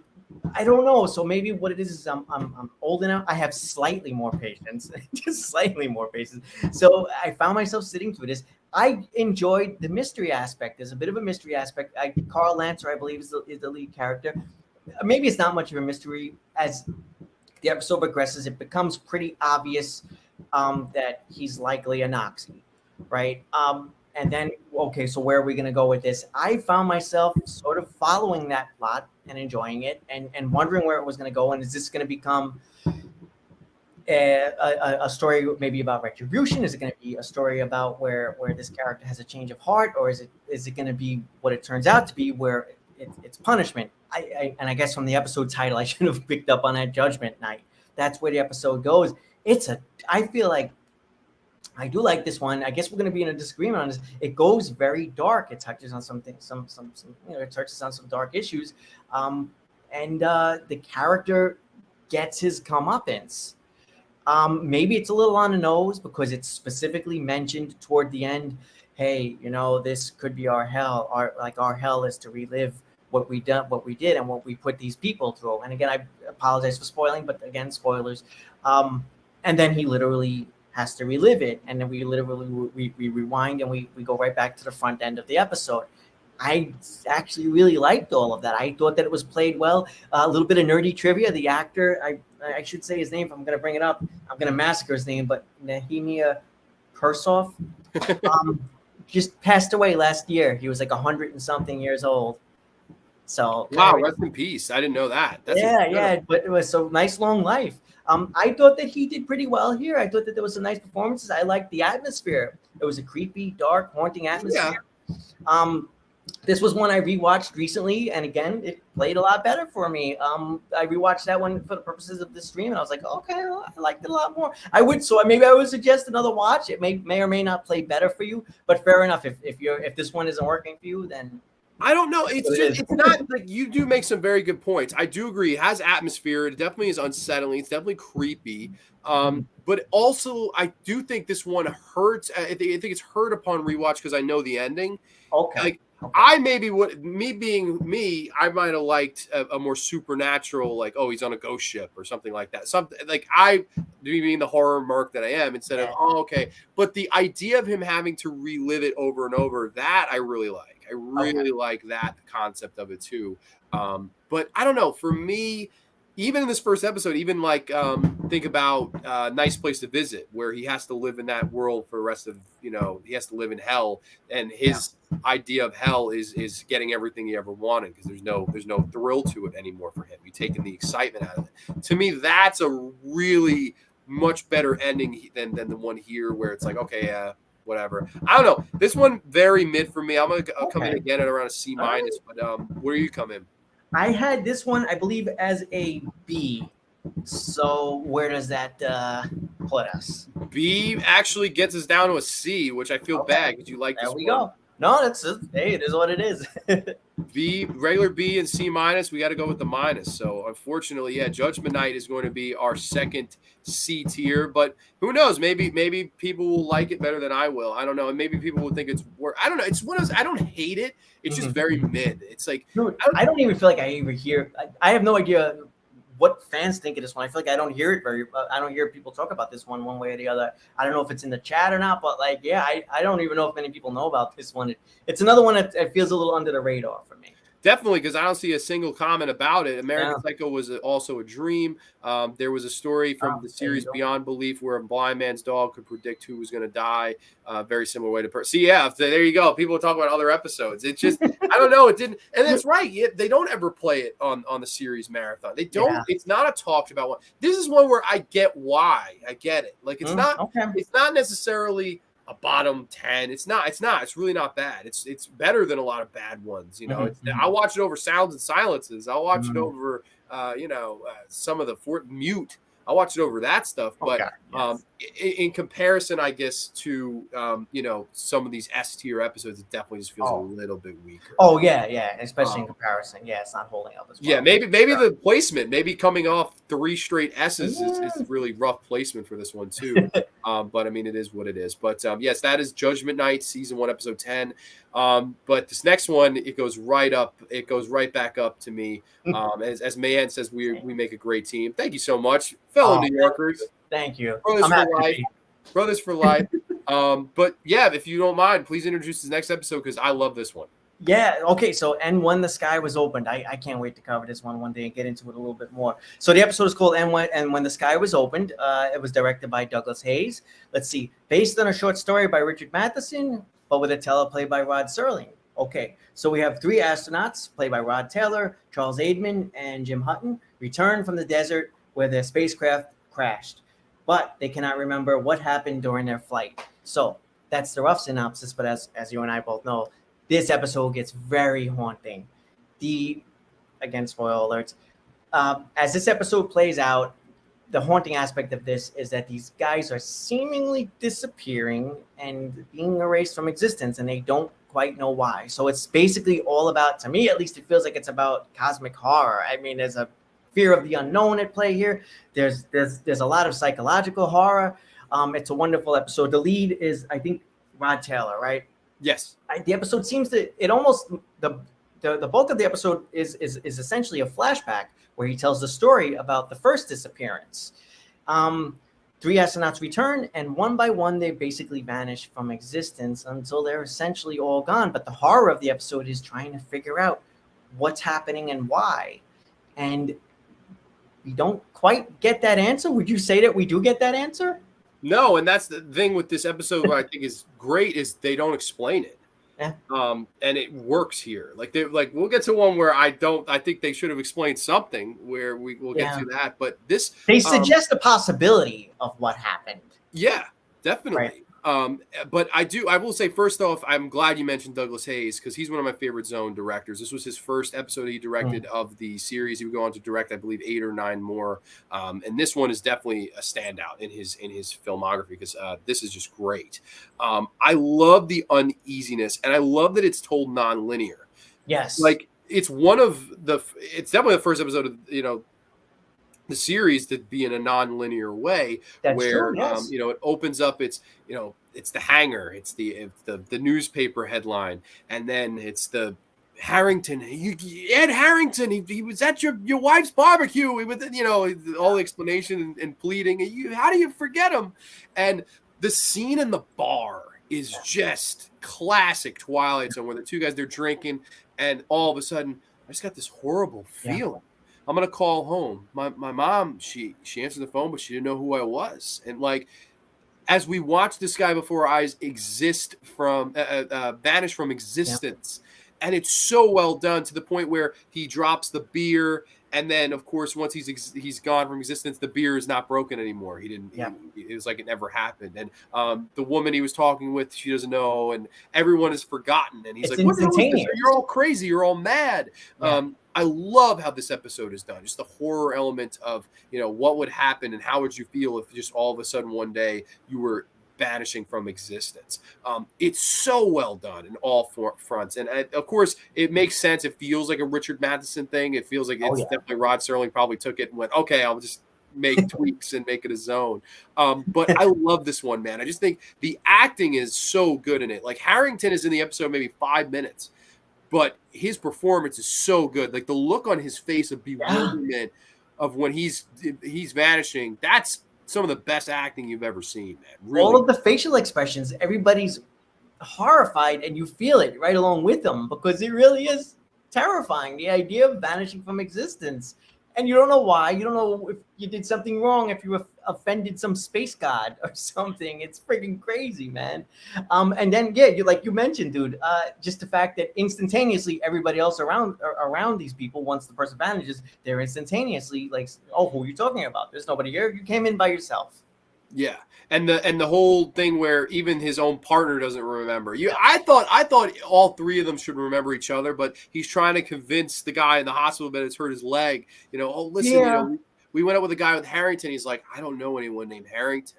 And even to the point where he tries to pull up pictures or letters or anything to prove that the guy existed, and it's all vanished. No trace of him. His own mother tells him. That's the last thing he's told is, I don't remember you, from his own mom. I mean, that's horrific, man. Imagine, hey, Mom, I love you. Oh, I don't know who you are. You're not my son. I never had a son. What? Mom, that would be horrifying. But I just love how this episode is done. And then, of course, the finale where, Rod, he runs out to the hallway, he vanishes, and the guy in the bed's like, what? Until it's just an empty room at the end. Okay, we're going to bring so-and-so in here. And they show that hanger one more time of just, it's almost like the whole thing didn't happen. It's almost like space erased them. That's always been my kind of theory, is that like they went somewhere in space they weren't supposed to go and they were erased for it. That's I mean, but again, it's never told, so your imagination can run wild. And what better show to have your imagination run wild than that's the best way to do it. And I agree, dude. That was the best way to do this, as opposed to having some clunky moment where an alien shows up at the end and that's what, and like solidifies, like, I erased all of them because this happened. It's like, no, that would have just murdered the whole episode. That would have completely ruined it. Yeah, if you went to over like bad over explanation, see a lesser show doing that. Like, well, we have to give people an explanation. So now here's the explanation.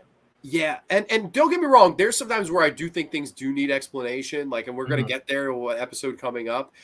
This one didn't need it, though. It's just all about atmosphere and unsettlement, and they nailed it. Douglas Hayes is one of the best Zone directors. He would go on to do Elegy, which is a much-hated episode. I love it, especially for his direction. Of course, Nightmare as a Child, another really good one. Douglas Hayes I believe Douglas Hayes ended up doing Obsolete Man in the following season. I think they brought him back. And he does, I think, if memory serves. So, I mean, when it's New York in the house, hell yeah. I love the line, perhaps someone made the mistake of letting us go. You never know. Tom says, okay, what do you think of this theory? This episode is a metaphor for Alzheimer's. He is starting to forget his partners, his career, and eventually forgets himself out of existence. Wow.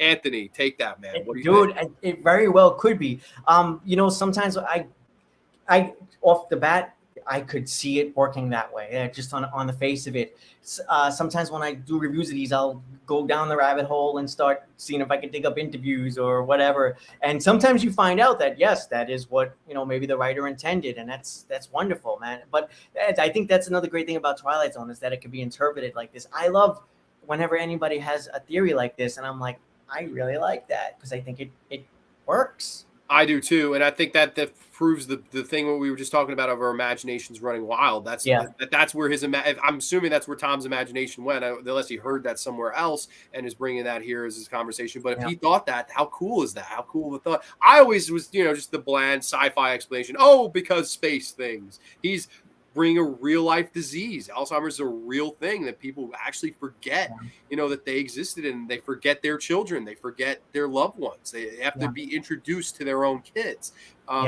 Very, very interesting take. I actually see now the next time I watch it, I will watch it with that in mind and experience it in a different way. That's why I love interpretation. Because if they had told you, X, Y, and it happened because of reasons, it wouldn't work. I think this one is very, very left better ambiguous. The fear of the unknown works here. The old H.P. Lovecraft theme, which will be next week on The Graveyard, H.P. Lovecraft and Stuart Gordon. So looking forward to that. But and When the Sky Was Open, man, for me, a slam dunk S tier. Yeah, easily S tier. Agreed. Yeah, this S tier, this freaking section it's running out of space.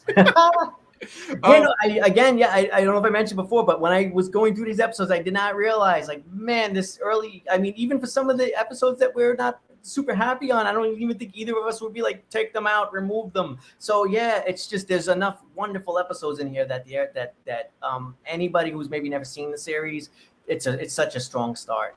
Yeah, it is. It's really, I know a lot of people, they point towards season 4 and 5 as like, oh, these are the lesser seasons. I don't know, because like you still have great episodes in those seasons. Yeah. Like, I don't know if they're just certain episodes. Like I know Mr. Beavis is his first season episode. A lot of people hate because it's basically, It's a Wonderful Life again.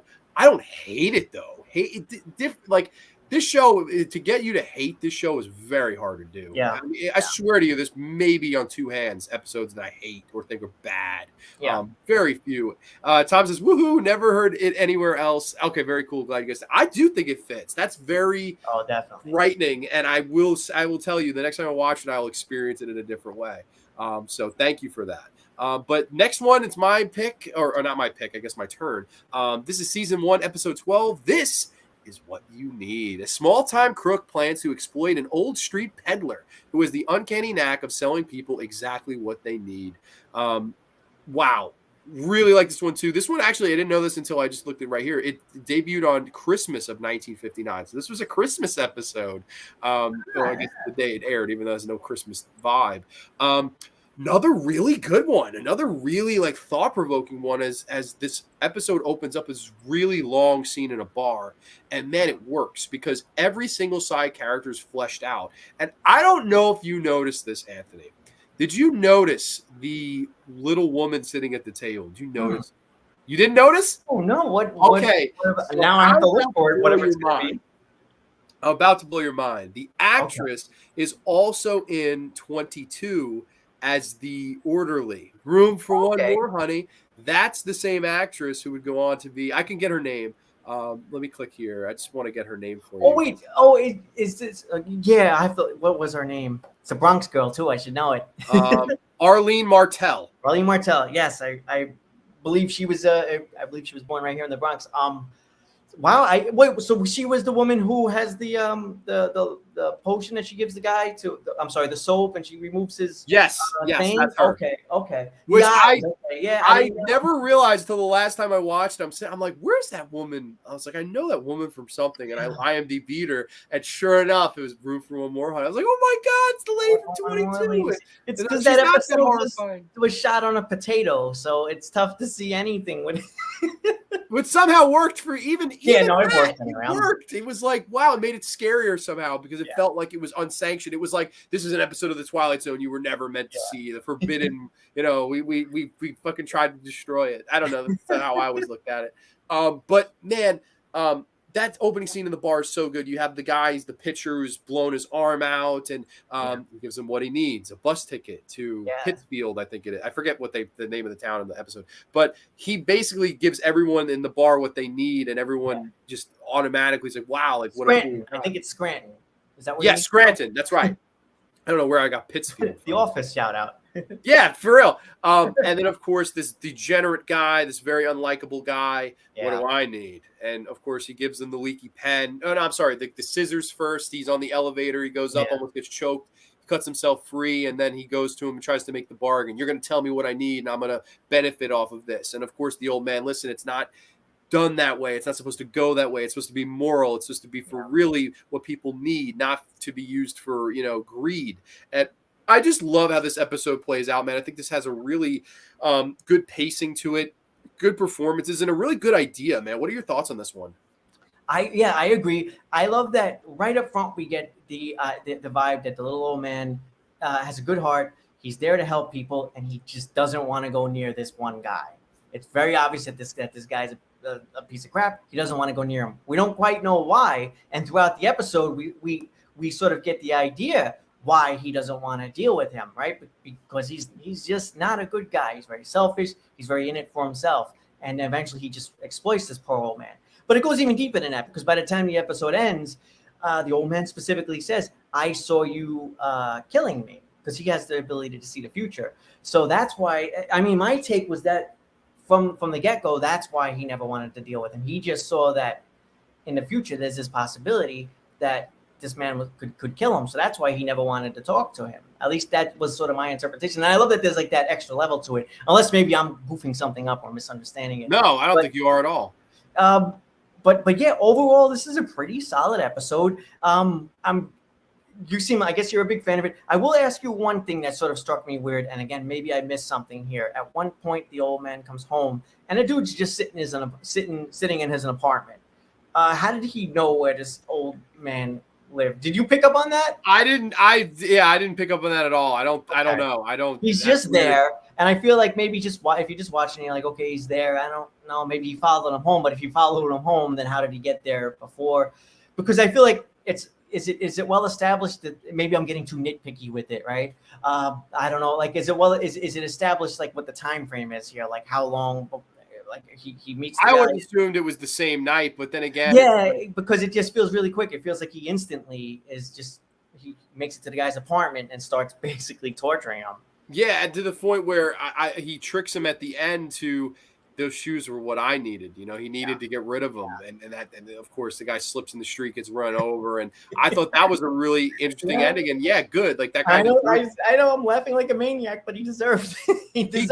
He really did, and I actually thought it was shot pretty well. Like I know that what they did was they sped it up. But it worked. I was like, okay, good, man. I don't know. I really like this one. I would come in at a solid A personally. Okay, all right. I think I had it for like a B plus. So plus we'll go to an A. That's fine. That's okay. Fine. There you go. We will go. What you need is an A, because I think it's a damn good one. It's definitely a very above average Twilight Zone episode, a very interesting one. If you guys ever see the romantic comedy Sliding Doors, it has Twilight Zone feeling vibe. It makes me wonder which version actually happened. Very cool.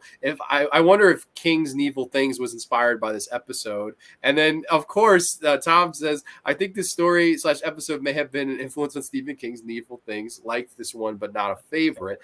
Cheetah, great minds think alike. No, I mean, it's very very possible that Stephen King felt that way. But then again, we thought Perchance the Dream might have had influence on Wes Craven and Elm Street, and he completely denied it. So, I mean, you never know. But I would think so for sure. What do you think? You think it had inspiration? Possibly. It's like you never know. I mean, this stuff just sort of sinks into pop culture, and it's almost impossible not to be influenced at some point. Yeah, and that's if you're going to borrow from something. I mean, The Zone is a good place to start. If you guys ever see the British horror anthology Dead of Night, love that one. It is definitely a pre-Zone. I believe it was 1945, Night of the Hunter. I think so, yeah. And that's like the Dummy. I referenced that a bit in the Dummy, and it was another episode I'm forgetting. But yeah, absolutely. Yeah. Which is great, and it's a fantastic, one of the best anthology horrors out there. But all right, Anthony, introduce our next episode here. This is wait, is it my turn actually? Or no? Well, I think you because you went through the last one, right, on what you need. So the four it's your turn. I'm sorry. Yeah, right. And so I think The Four of Us Are Dying is up next. This was an episode directed by John Brown, based on a short story by George Clayton Johnson, teleplay by Rod Serling. So The Four of Us Are Dying, a small-time con man named Arch Hammer, as played by Harry Towns, with the ability to change his face, assumes the identities of a musician, a gangster, and eventually a boxer. That's actually a pretty good synopsis of this episode. Yeah. I do like this episode. This was another one I did get a chance to cover. A lot of great performances here. I love the concept. I think that they played with the idea as much as they possibly could for the short running time. I think one of my gripes with this one is just it felt rushed, man. It really felt rushed. Yeah. And then the ending, I feel like was maybe I'm speeding through a little bit because there's a lot to this episode, but I don't want to bog down my synopsis too much. That said, fast forwarding to the end, we get this. It feels a little too coincidental, the ending for me, where he runs into the father again. He's in this big city, yet he runs into when Arch Hammer is in the form of the boxer, I believe. He runs 2 times. He runs into his father, or the guy who would be the father of the boxer, whose identity he has just stolen, and ultimately he ends up getting killed. Overall, a very good episode. I like this one a lot. I just feel like it's lacking in execution. Maybe the execution could have been pulled off a little bit better. Or again, just give it another 10-15 minutes of screen time. This one, I think, needed an hour. This concept is very interesting on paper. You have a guy that can make his face into anyone he wants to make it into. You needed an hour to play with this. You might have needed a feature length to play with the concept. Dude, I think there's a series in here now that you mention it. If you want to even go there is. Maybe a mini series. I don't know. As a 25-minute episode, though, it really doesn't work. It is rushed. And there's really this one, I want the explanation. Not as to how he can do these things, not as to that. Why? He's fucking with, he leads this one woman on. He has dinner with her, and I love you, meet me here, stands her up. Is he doing it just to butter people up and just screw with them, but he's not seeing the payoff? It seems like he's only doing it to screw with people. And it really doesn't work. It's just like, yeah, you're an asshole. You have this amazing gift, and you're just you're just doing it for a cheap laugh. I know there will be someone out there, like an Andy Kaufman would love that. Andy Kaufman, yeah, why not? Just screw with people. I do think he would love that, but I don't like that. Okay, so the motives are. I think that's a fair point. I do. The motives are a little unclear. I mean, the most I'll say to that is as far as the thing with the woman. Let's take that on. He does walk by a park bench. And there's a couple kissing, right? So we get the idea, okay, so maybe he wants some companionship. At least to me, that's how that read. That's insanely subtle. I don't know. Hey, no, you can. I didn't get that. Very basic. Maybe. And then later on, what's the second con is that he needs money, right? So he goes after the money. And I actually like all of that stuff. I like a lot of this episode anyway, despite the shortcomings. Like I can't even disagree with your point that you're saying. I think I'm just liking it anyway for whatever reason. I think that happens sometimes, right? With movies or TV. Sometimes it's like, yeah, this is goofy. This doesn't work. I think I like it anyway. I don't know why, but it has flaws. That's for sure. It definitely does. It's one of those where it's like I appreciate the ambition and if I was going to try this, I would say Twilight Zone it. But I just personally did think it was lacking, and I don't know if it was necessarily the writer's fault. George Clayton Johnson, this is the first time I believe we've heard his name. He would go on to be a series staple. I just don't know if you really gave them enough room to work with here. I think that's where this one has its shortcomings. It needs to be a little bit longer, needs to be fleshed out a little bit more. But yeah, you're right. The whole ending, it just is rushed and okay, he gets killed and the four of them are dying. That the closing narration, I don't know. This one, I just never liked. The concept. All right, fair enough. The concept is great. The execution of it is really poor. And it's a very... I would say it's one of the most mean-spirited endings of the first season, where it's just like, really? Like, that's it? Like, he just shot the guy, he dies on the ground, that's it. But he was a scumbag. There's nobody to really root for here. Well, yeah. I don't know. Even the end, it's mean-spirited, but I'm like, this guy deserved it. I mean, he's just walking around. He's screwing with people endlessly, and so he dies in the end. I feel like there's almost a bit of justice there that he dies in this weird, situation where he's in the personality of somebody, he's in the identity of somebody else who's done something else wrong, and now he's taking a heat for that. I feel like that's poetic in some weird sense to me, and it's working. Like, we're gonna end up having to meet somewhere in the middle here, because I'm guessing you're not liking this one at all. This will be my lowest rating, really, of the night, right, probably. Sorry, so what? I'll let you go first. What was I would come in at a D. You're coming in at a D. Wow, we're gonna have to. So this is our biggest gap, I think, yet, because I had this one as an A-. Wow! Holy shit! So yes, warts and all, I still like this episode. Okay, so take the minus into consideration. Warts and all, I'll say that. Wow. Yeah. It's just I don't know it. And again, it's another one that I think also plays a bit better for me. I will say this too, because I want to give some positive, because I did crap on it a bit. I love the look of the episode and the neo-noir and all of the all of the lights. Like it was a good looking episode. It had a nice atmosphere, it had a nice tone. I love that little jazz sing. I love the singer at one point. There's a lot of little good moments in here too. I know it's not playing for you, and I don't think it's worth. I think I'm a bit alone on this one, man. I haven't heard. I don't even just in this chat. I think just in general. I'm surprised that like a B or a C, I could see an A. Wow, A-. So you got the minus. A-. Oh no, because look. You could probably argue me into like a B+ or something. Don't. No, that's fine.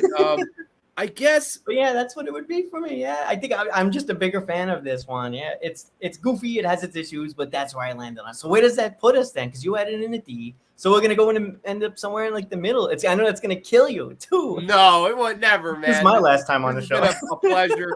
We'll round up for you on this one. We'll go to a B. Well, I'll say a B-. We'll keep that minus in there. Because I would say Denton on Doomsday is better than this one. I actually don't mind Denton on Doomsday in comparison to this one. This one, so far, I would say was one of the weaker ones. There you go. Wow. Maybe the weakest one we'll talk about tonight. I don't know if it's the weakest of the first season, but it would definitely be in my bottom 5 of the first season for sure. Not that there would be that many episodes on it. There would be episodes that make the bottom 5 just based on anything, but because it's just such a quality season of television. Ross Martin, Artemis Gordon in the Wild Wild West. Okay. Mayan says, gentlemen, this is great, but I have to go. I'll be back next stream. Thank you so much, man. I appreciate you stopping by. I appreciate the nice comments by Mayan. Quint is here. Farewell and adieu to you fair Spanish ladies. My sister and I have the constant debate, Time Enough at Last versus The Hitchhiker. Which one is the better T-Zone episode? I have an answer, but I would love to know what my guest thinks. Maybe we should wait on it till we get there. Okay, Quint, if you can hang on with us, we're almost at The Hitchhiker, so we'll be getting there pretty soon. We're breezing through now. Yeah, absolutely. See you later, Patrick. Quint says that's a very surprising score for that episode. Yeah, I wonder if it's surprising in a good way or a bad way. I think I'm alone on this one. You made a very fucking good point where you said it's very neo-noir. Yeah, that's a good way of putting it. For whatever reason, I never made that connection, but you're very right. That's exactly the tone it goes for. So, again, next time I watch it, maybe I'll watch it with the neo-noir thing. There was horror anthology series called The Hitchhiker. That's right, and it had the epic theme song. I love that show. That's more surprising than when Gene Siskel gave thumbs down to Casino. Well, those two guys never fail to amaze. Hitchhiker was fun. It aired on HBO. That's right. So did Tales from the Crypt, another HBO goodness there. But okay, that brings us to our next episode, season 1, episode number 14. This is Third from the Sun. 2 families of government employees plan to steal a spaceship and travel to another planet just prior to a nuclear war. They must also deal with a stooge who wants to stop them. Yes, Third from the Sun. Very unique episode here when it comes to cinematography. There's a lot of very innovative shots. There's some great tension. It almost feels like an episode that feels like it was directed by maybe Alfred Hitchcock. It's very interesting with its camera angles and its tension, where we tell this story. It's sort of a political story where this they live on this planet, which at first we're led to believe is Earth. Spoiler alerts ahead. That is on the verge of nuclear war. Of course, and they want to leave, and it's this whole kind of tension where these other people are trying to stop them. And I will say the cinematography is an S here. But the episode itself, I never found that much rewatch value here. This is not one I go back to a lot. I'm like, okay, Third from the Sun. It's one of those where when the ending, it does hurt its rewatchability for me. But with that said, performances, Fritz Weaver, always cool to see him. Of course, he would also show up in Obsolete Man. He would also show up in Tales from the Dark Side Inside the Closet, which is always cool to see him there. Love Fritz Weaver. Love the acting in this. Cinematography, it's arguably the best episode for cinematography here. Yeah. But rewatchability kind of hurts itself for me. So it's a very mixed bag for me. It's above average. It's damn good. But I don't know. I never really go back and rewatch it. And I finally did for this, and I still think it's good. But it's one that I'm definitely not as high on as most people. It won't be getting an S from me. But what do you feel on this one? I think I'm about on the same page, maybe liking it slightly more. It's funny, now that you mentioned rewatching it, I guess you're right with that, because it has a cool twist. It has a really great twist, but then that's sort of in the back of your head the whole time when you're rewatching it. But then at that point, I'd say still the performances and stuff here are pretty strong, and that kind of gets you through it. I think the highlight of this, right, is I'd like to get the names right if I can. Is it Sturkin with the Fritz Weaver character, and Carling, I believe, is the character. The guy who is suspicious. He comes in. He reminds me with the guy with the glasses. He reminds me very much of the Warden from Shawshank Redemption, and every word out of his mouth is suspicious. He's suspicious of this family. Why are they leaving? Where are you going? Oh, yes, it's a very warm night. A good night to stay on the porch. I'm mangling the lines, but you get the point. Yeah. I love all of those. I mean, that, like you mentioned Hitchcock, right? It's all suspense, and it's all great. And hell, even when I know the ending, I'm like, man, this is just some killer acting. This is just wonderful. And then the cinematography is great too, because we get a lot of interesting Dutch angles. We get the great shot underneath the glass table of the little slip of paper with the plans on the back, and the guy walks in for lemonade, right? Ooh, we're hearing the sound. The guy walks in for lemonade, and there's this question about are they going to be discovered or are they not going to be discovered? So little parts like that, I think, just make this really worth at least giving one good watch. And it gets like, I mean, I think I landed at like an A- on this one. So I would probably be in the same ballpark. And I'm sorry about that. The fireworks, you finally heard them, I guess. I did. Yeah, there we go. Yeah, because I'm muting my microphone so you guys don't hear it. I'm like, oh my gosh, it's like you're having a. It's very, very low, but. Yeah. So I mean, when if I do that, I'm just making sure the fireworks can't be heard. I agree. It is probably an A.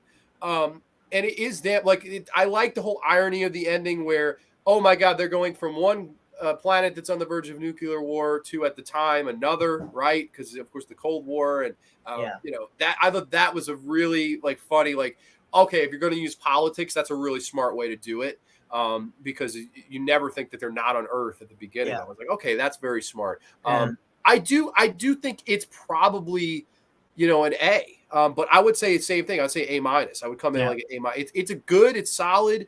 There's nothing wrong with it. Cinematography definitely takes it above a B+. But it's just one. I don't really go back and rewatch it much. But it is. You're right. For the tension scenes alone, it's worth the rewatch. So I know it's weird for me.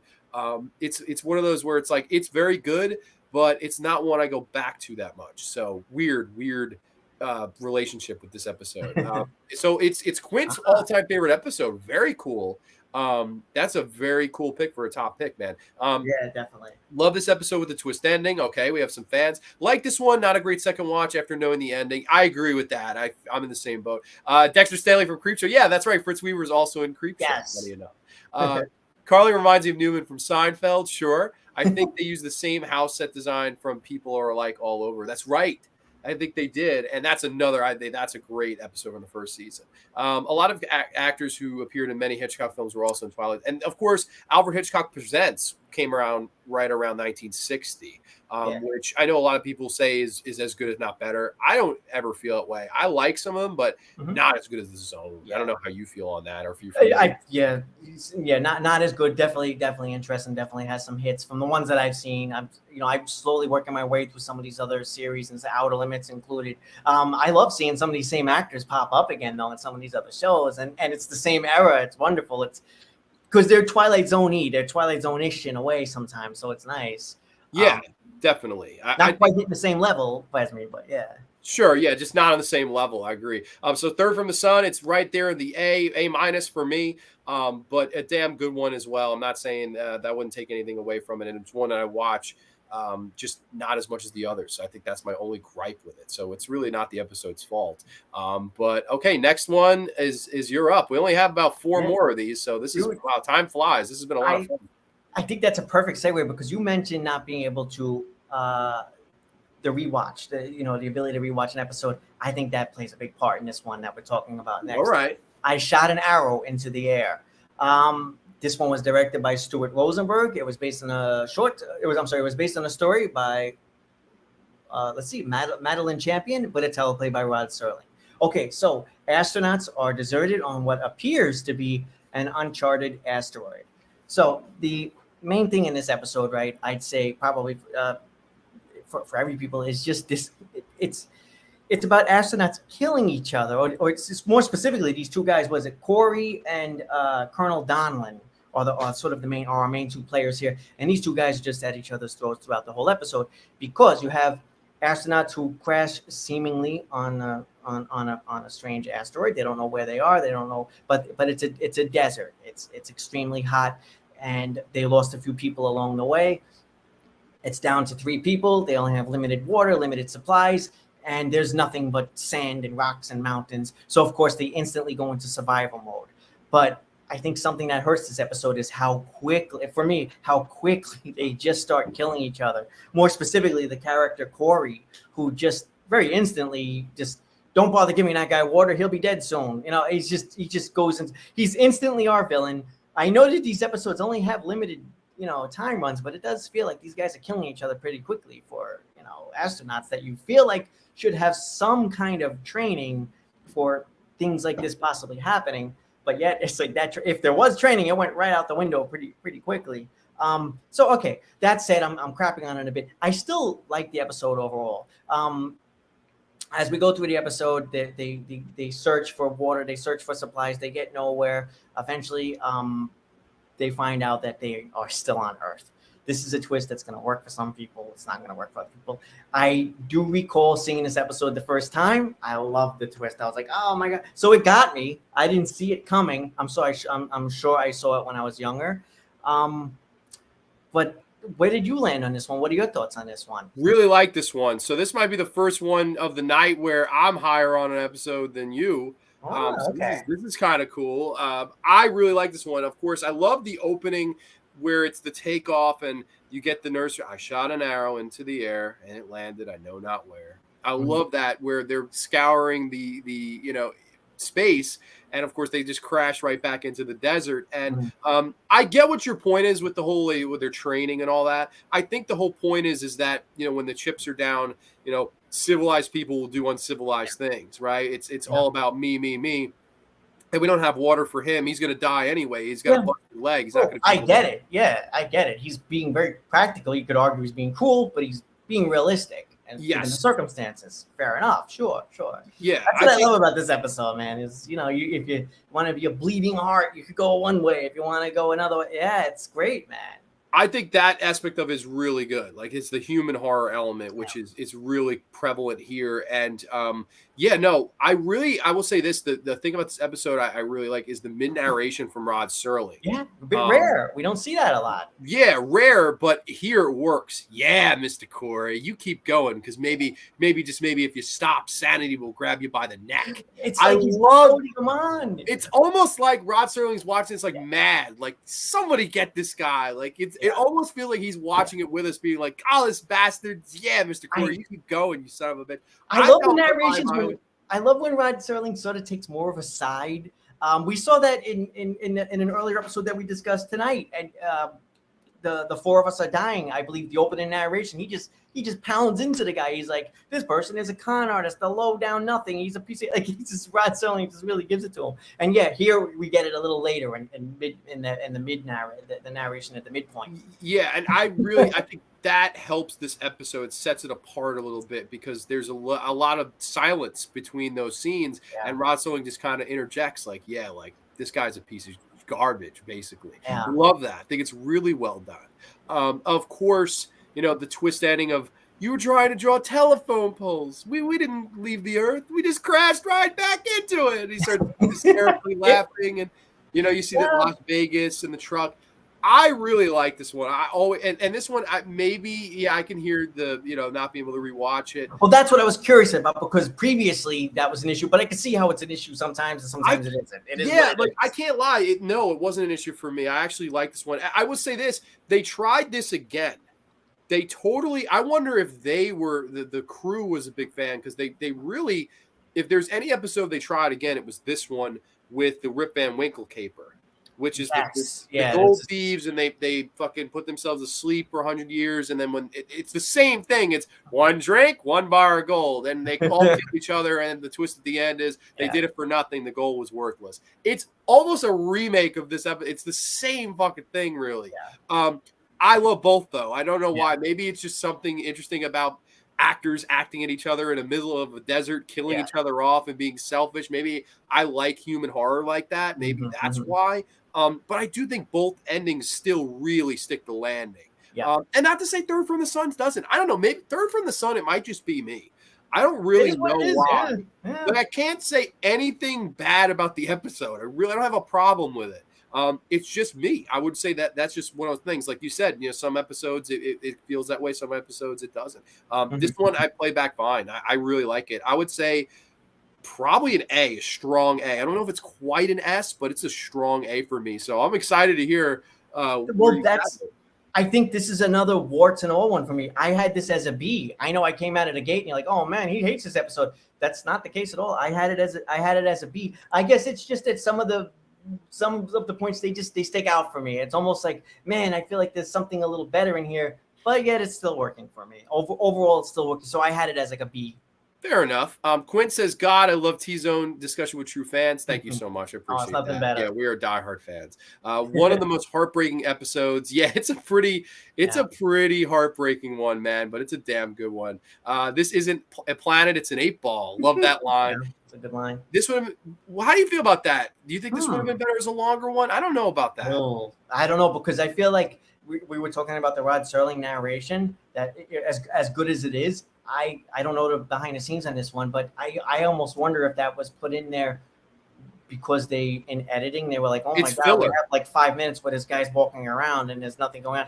Put in a Rod Serling narration. Now it's Rod Serling, so I mean, you could have Rod Serling sneezing and we'd be like, ooh, nice. Yeah, it's true. It's filler, but it's well done. That said, yeah, I don't know. 60 minutes, you'd have to have maybe a couple of I feel like now you'd have to pad it in a way. But then again, I don't know. I feel like maybe I am going against my own argument because I specifically said, boy, it does seem like these guys start killing each other pretty quickly. So maybe a little more of a slow build up toward that. Maybe not 60 minutes, maybe 40 minutes or something, just to develop that a little bit more, build up on that thing of these guys sort of, fighting each other and going at each other's throats. I don't know. It seems like, I mean, for you, that plays fine. It was okay. It worked, even though it worked fine. So. Yeah, and what is your parallel, maybe a parallel dimension, it would work better as a longer episode. Mm-hmm. I like it fine the way it is. I really wouldn't. But yeah, I don't know. I don't know. I think the way it is, I would probably keep it. This episode is a pre-Planet of the Apes. Vibes, definitely Yeah, vibes. I definitely, mean, and definitely. of course, that was written by none other than Rod Serling. Yeah. I agree. Cheetah. Okay, so yeah, two people think that this would have been better longer. I have a theory that recurring actors are different episode actors. I'm sorry, actors in different episodes are stuck in the Twilight Zone. Maybe it's a purgatory situation where they keep paying off their sins in different situations. That's awesome theory. I love stuff like this. Maybe for Mr. Dingle the Strong, that's why he's in the obsolete man. Maybe that's why they Oh my sentenced him God. to death. Jeez, poor Jack Klugman in that case, huh? Oh Wow. my God, for sure. Yeah, Passage for Trumpet and yeah, no, almost Pip. all of his end bad except in praise of Pip. But granted, he dies for Pip, so yeah, no, he doesn't I'm trying really. to think. Does he die in every episode? He's dead in Death Ship. He lives in Passage for Trumpet, Okay, but so he dies in the middle of it, and then it's at the end. It's like, okay, we'll give you a second chance at life. It's a wonderful life because you play the trumpet. so death is a big part in a lot of his episodes, though. But. Yeah. Oh, all of them, definitely. He dies for Pip. He at the end of a game of pool, he has to carry on the legacy after dying. Patrick for Trumpet, he dies in the middle, and then at the end, and then Death Ship, he's already dead when the episode starts. So yeah. Wow, I never thought of it that way. See, this is fun to think about three-dimensionally. Can I say the baseball score? Giants 5, Mets 4. Very cool. Back to the show. Okay, fair enough. I got some friends that are at the game tonight. So let's go Mets, even though they're looking pretty ugly. LO, poor Burgess. Dude, poor Burgess is right, man. Sentenced to death via the obsolete man. But okay, I think it's my turn now. And here we go. Here we go. All right. This is it. Season 1, episode number 16. This is The Hitchhiker. A young woman driving across country becomes frantic when she keeps passing the same man on the side of the road. No matter how fast she drives, the man is always ahead, hitching her for a ride. It's this or episode that we would talk about if we ever do a part 2 to this. That would be my favorite of the season. But The Hitchhiker of this episode is my favorite episode we're going to be discussing tonight. So yes, to answer Quint's question from before, thank you for being patient. I would put this overtime enough at last. But what are your thoughts? Would you put it answering his question? Where do you feel on this one? Oh God, I'd have to sit. I'd have to get a chalkboard and diagram things and calculate it. Yeah, this is geez, like off the top, man. I know it's lame, but I just don't know. I mean, we also have walking distance in here too. Oh shit, yeah, what? Yeah, right. That's a triple threat match right there. So it's tough. I mean, I don't know, man. It's up there. Like maybe yes. Like short answer, maybe yes. It's definitely maybe. But man, to me, one of the best horror episodes, strictly horror episodes of this show that there ever was. I'd be remiss to not mention the lead performance from Inger Stevens, who is fantastic in this episode. I mean, could have won an Emmy for how good she is in this, in my opinion. She's great. She unfortunately passed away really young from like a very weird overdose, very like one of the weirder deaths if you ever read into how she passed. Weird one. It's directed by Albin Ganzer, of course, and a teleplay by Rod Serling based on the story from Lucille Fletcher. I'm sorry. This is horror done perfect, in my opinion. I love the story of the woman who, at the opening of the episode, hey, lady, you went driving off the road, you lost a wheel, the angels are looking over you, and that kind of line. And of course, from this point on, the narration, she has someone watching her, the hitchhiker, and as she goes cross country, and no matter where she is, all of these stops, the hitchhiker's there, and the actor that they get to play the hitchhiker is so good. I want to give him a shout out here. Leonard Strong plays the hitchhiker here, so creepy. Perfect. And can I have a ride? Just really, oh my God, unsettling. This is one of the scarier episodes, and there's not that much that it does. It's just the vibe is so off, and you don't know what he's up to, what's going on, but man, it's just so unsettling and creepy and horrific. Man, walk me through your thoughts on this one, because this is, in my opinion, an all-time series classic. Easily, yeah. And rightfully so. I think lots of people heap praise on this one, and it's totally deserving of it. And I'm hard pressed to think of anything bad to say about this episode. It's wonderful. The performances are great. And the ending, of course, really sticks with you. It feels, I mean, because she gets this revelation in the end. Oh, you are really gone. And you might feel like nowadays we're so numb to like, oh, they were dead all along. here it still works wonderfully. Okay, so she has been gone. She passed away all along, and now this guy's going to seemingly take her off into the afterlife. But even beyond that, there's some wiggle room there. Like, well, what did we just watch then?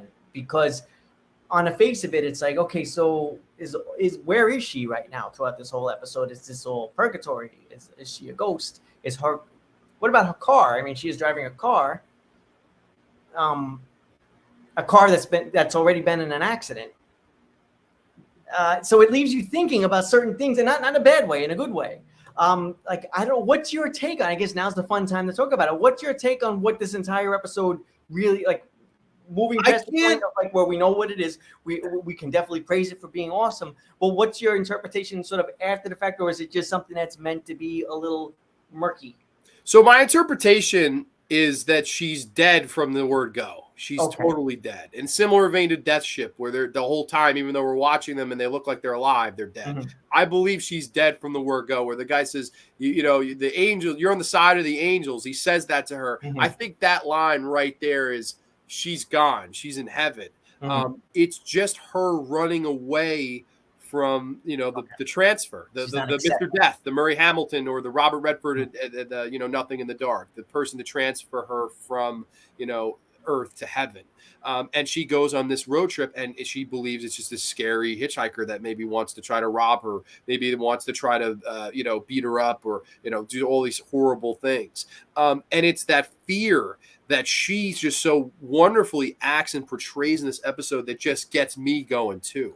And I love she's in the diner, and you think a man could really follow someone from town to town? No, there's no possible way, miss. There's just no, you're off your rocker. The point where she picks up the Marine and, I'm going to try to run him over. I don't see anybody, lady. I think you need to calm down. And I'm going to go anywhere that takes me between this vehicle and any space between me and this vehicle.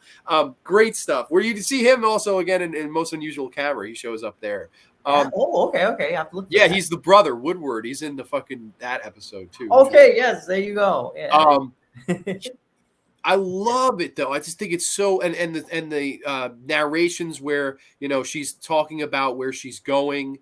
Like she's like, I've just driven 300 miles. I'm afraid to stop, stop and then stop for food, then drive, stop for food, then drive. There's the great sequence where she drives and stops on the train tracks, and you think maybe the train's going to take her away. Just a really good, anything to got to get rid of him. And then as the train passes, he's gone. Just horror done right. Yep. To me, horror the finale right. Where she goes to call her mother, and the realization from the housemaid or whatever that's talking to her, oh, her daughter died in a very tragic accident the other day. Just the realization of, oh my fucking God, I've been dead this whole time. And it's just the look of being defeated, like, oh, there's no fear anymore. There's no suspense anymore. She knows, oh my God, that's it. And doesn't she even say like, I don't feel anything anymore or something? Yeah, and I love she gets in the car, and this doesn't mean I need a ride. This means I believe you're going my way. You're going up to heaven. Yeah. What a dark way to take somebody to heaven. And I love the narration. Nan Adams driving cross country. She didn't make it. I love that. Just the blunt. She didn't. I know. That struck me too. I know she didn't make it. She didn't make it. Yeah. I love it. Oh my God. I don't know. It's maybe I never really thought about it logically. Like I know you make some interesting points, and I definitely. I think when I was doing a review, I started getting into that. Well, what about I think somebody in the comments mentioned something too, like, well, what about some of the people she interacted with? That's just the nerd brain going off the people she interacted with. Are they gone too? Are they not gone? Is she a ghost? If so, how is she interact? The phone call at the end, she does interact seemingly with the living world. How is she interacting with the living? This is just, it's not even nitpicky. It's just fun things I'm thinking of. It's not things that I'm thinking about that's taking the episode down a notch. It's still S tier for me. It's just nerdy stuff I'm thinking about. I was going to say, because it didn't sound like you were on S tier. No, I love it. This is a flawless episode. I wouldn't change a friggin' thing. Don't get me wrong. Yeah, no, let's see what the chat has been a little bit more lively for this one. Let's see. We have a Creepshow 2 reference, which is always encouraged. Yep. Thanks for the ride, lady. Which is basically the most 80s remake version of this that you could get. I believe you're going my way. Yeah, but let's just say blood and gore and perfect delivery. Her monologue throughout it sort of okay. So here you go for Quint. It ruined it. So I guess Quint said before that he and his sister had the age-old debate. I guess Quint is team Time Enough at Last. His sister must be team Hitchhiker. I'm assuming here. We didn't need to hear how she's feeling. I don't care how she feels. It came through with her acting. That's true. When she finds out at the end, her reaction is very underwhelming. Oh, see, I actually disagree with that. I think her like, oh my God, like she realizes she's like, that's why all this is happening. I think it's actually really good. F for me. I know you can, no, I would never make fun of you. No way. It's actually fun to see different opinions, man. For real. I absolutely appreciate the differing opinion. You know, I encourage it on here. It always makes things. It would be boring if we were all. Masterpiece next. I don't think I've seen this episode. Oh my God! Well, first of all, I apologize for spoilers here, but I mean it is a show from 60 years ago, so please forgive us, brother Tom. You need to see it, Undead. It's not my favorite, but it's worth seeing. Definitely worth seeing. I'm actually surprised because this is one they always show in the marathon. It's usually around 8 o'clock. It's like it's one of the prime time players that's shown on the marathon. I think the sailor she picked up was dead too. I never got that far. I never thought of it that way. That was the rabbit hole I went down a bit when I was probably thinking about this one a little bit too much. I must have missed your review on this one. I've got to watch it now. What about anybody really who she interacts with? I mean, she goes to a gas station that's closed at one point, and you know, she's interacting with everybody. Yeah, she was eating food the whole time. She talked to the guy. The guy at the diner just served food to nobody. I don't know. I never thought of it that way. I feel like the only way for that to work is that if it's all just her, you know, her. What do I want to say? I don't want to say purgatory, but it's just all something that's just her afterlife, but she just hasn't fully accepted it yet. I would say that it's all that. I would write it all off as that. And it's that, meaning that all of these people are just. I don't know if they're dead. Maybe they never were alive. Who knows? They're just all images. But then at one point, she still does seemingly interact with the phone call at the end, you know, where she gets the confirmation that she's dead. I don't know. I'll be honest. I just kind of threw the logic out the window and accepted the great horror sequences. But maybe that again, that's the horror fan in me. Maybe I didn't care personally. Dude, you know what, man? It makes it because sometimes you think too much about stuff. It's not the best thing because you start losing a little something. Oh yeah, definitely. Thanks, Quint. Definitely watching tonight. Awesome. If you feel free to on the replay, obviously, if you're going to watch after this, please comment. I'm curious to hear what your thoughts are on it. Who you agree with, Quint or us, I guess. The horror anthology series, Scary Stories to Tell in the Dark, has a story called Something Was Wrong. Has a twist which also involves. Slash and Fred, if you're a fan of that, we did a couple Octobers ago. I had people come on and read Scary Stories to Tell in the Dark. There's a playlist on the channel, and somebody read that one. And it was great. My friend Ryan Larkin read it. It was fantastic. Really cool story. It sounds like Carnival of Souls. Is it similar? Yeah. Carnival. Wow. Yeah. It is. I mean, the twist basically is the same thing. She's dead the whole time, but she's not. You know, until you don't realize until the end. That definitely has a similar vibe as well. Similar vibe, not as much eerie imagery, obviously, but but it's a much more condensed and with more of a budget Carnival of Souls, but very good. Sorry, I spoiled it. No, we spoiled it too. It happens. All good. Quit. You still have to watch it. Awesome. Never thought about the thumbs up. That's interesting. Yeah, though that I definitely think is purpose. It's okay. Dude. And now that you mention it, I don't know that I could say I read. Now, of course, I do read it that way because you said it. I think I think that. Yeah, going. Wow. Yeah. Wow. See, I always that's how I always interpret it, but the rest of you didn't. Maybe not. I don't know. This has been a fun show, man. There's been a lot of interesting psychological and psychoanalysis. I think you sold me on it, like the pitch man. All right, I'll take it. Yeah, for real. He's going his way. You guys got to do this again soon. Oh, man, I love working with Anthony. It's been a year since we worked together. We did season 4, Quint, if you're interested. We did the whole season 4 review. And yet, it's okay you missed it because you could always rewind it to the beginning when we go off live. We talked about the first, we're going to be the first 18. So we got 2 more episodes here. Now you got me thinking of Highway to Heaven. Oh, my goodness. Look at this rabbit hole we opened here. Highway to Heaven. You know, I recall that show being on when I was younger. I watched it a bit. It totally escaped my mind. it showed up streaming somewhere, and I did like a rewatch, and nice little show. I'd love to revisit that. Are you familiar with that one a little bit? I've never watched it. No. Okay, gotcha.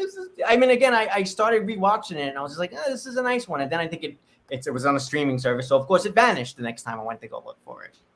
Oh, okay, fair enough. That seems to always happen when you finally want to watch that one thing that you're yearning for. It's like, oh my god, now it's gone. Now it's gone. That's like the worst feeling. But okay, so I just wanted to update. We have, of course, I shot an arrow in the air at the B+ level, and Hitchhiker comes in an S. So we both went S on Hitchhiker. So that is up to date. We got 2 more episodes to discuss here tonight. Next one's your introduction, and the last one will be me. Go for it, brother. All right, dude. So up next episode is called The Fever. This one looks like it was directed by Robert Flore. Sorry if I'm mixing up the name. And it was written by Rod Serling. So a man named Franklin Gibbs, as played by Everett Sloan, whose wife Flora win some tickets to go to Vegas. But along the way, the man Franklin gets, I guess you could say, he gets addicted to gambling. Or does he get pushed into it? I really want to talk to you about this one. Oh, okay. This is. I'm excited for this. Okay.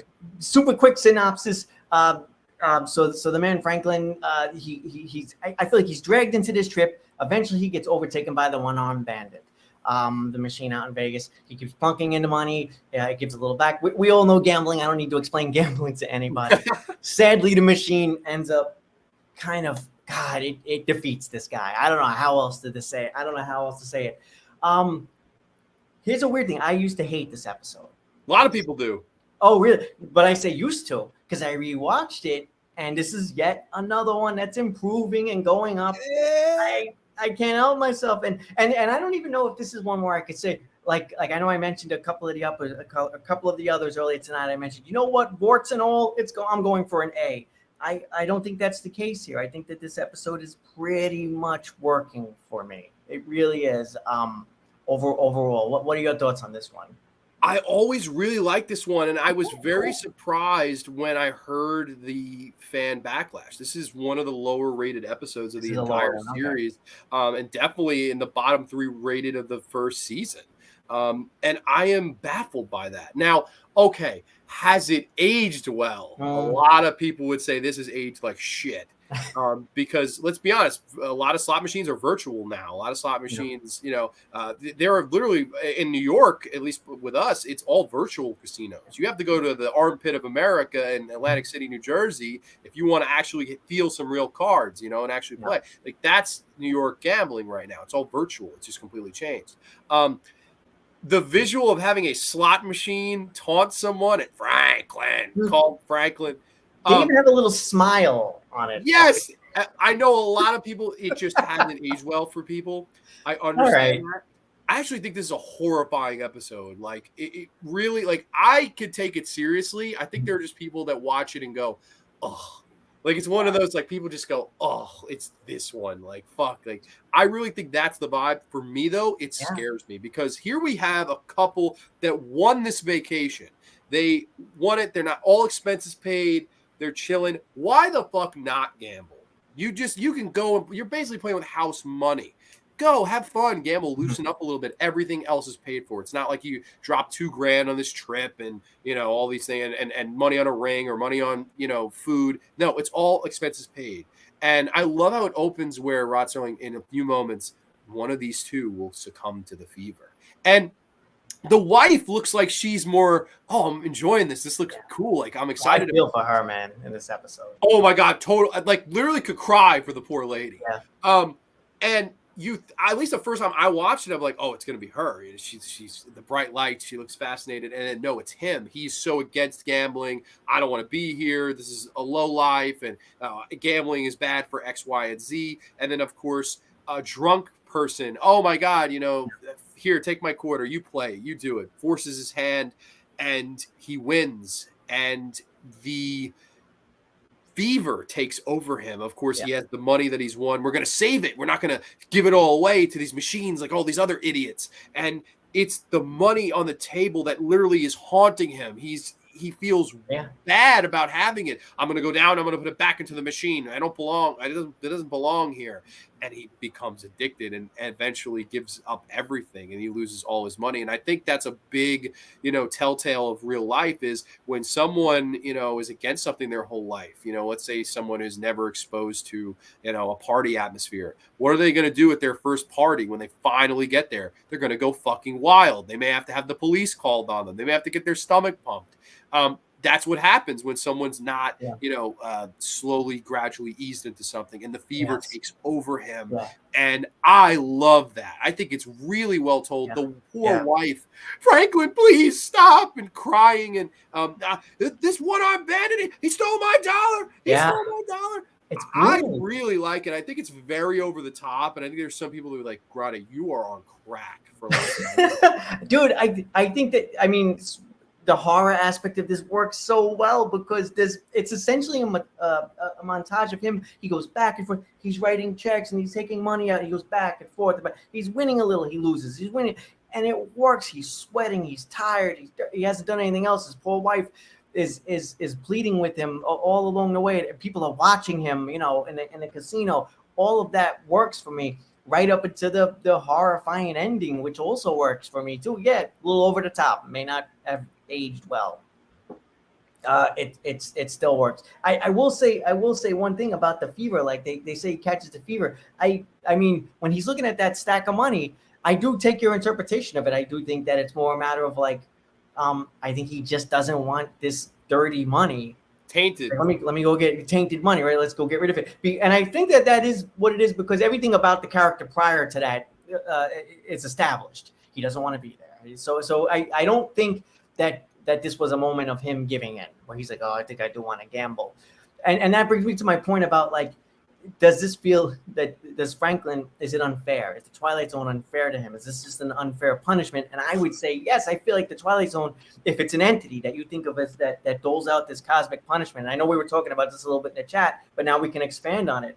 I feel like this is an episode where, man, this poor guy just gets his ass kicked by the Twilight Zone, and I don't know that he deserves it. He is a little bit of he's an asshole toward his wife. He has some issues he needs to work on, but he gets murdered by the Twilight Zone, basically. He gets murdered by a slot machine, goddammit. And then it throws the last quarter at him. It like spins the quarter at him, which I think people will probably go, oh my God. Like, it's one of those where I can see why people think it's ridiculous, but I love it. Like, that's why I think it just goes for it, and I appreciate that.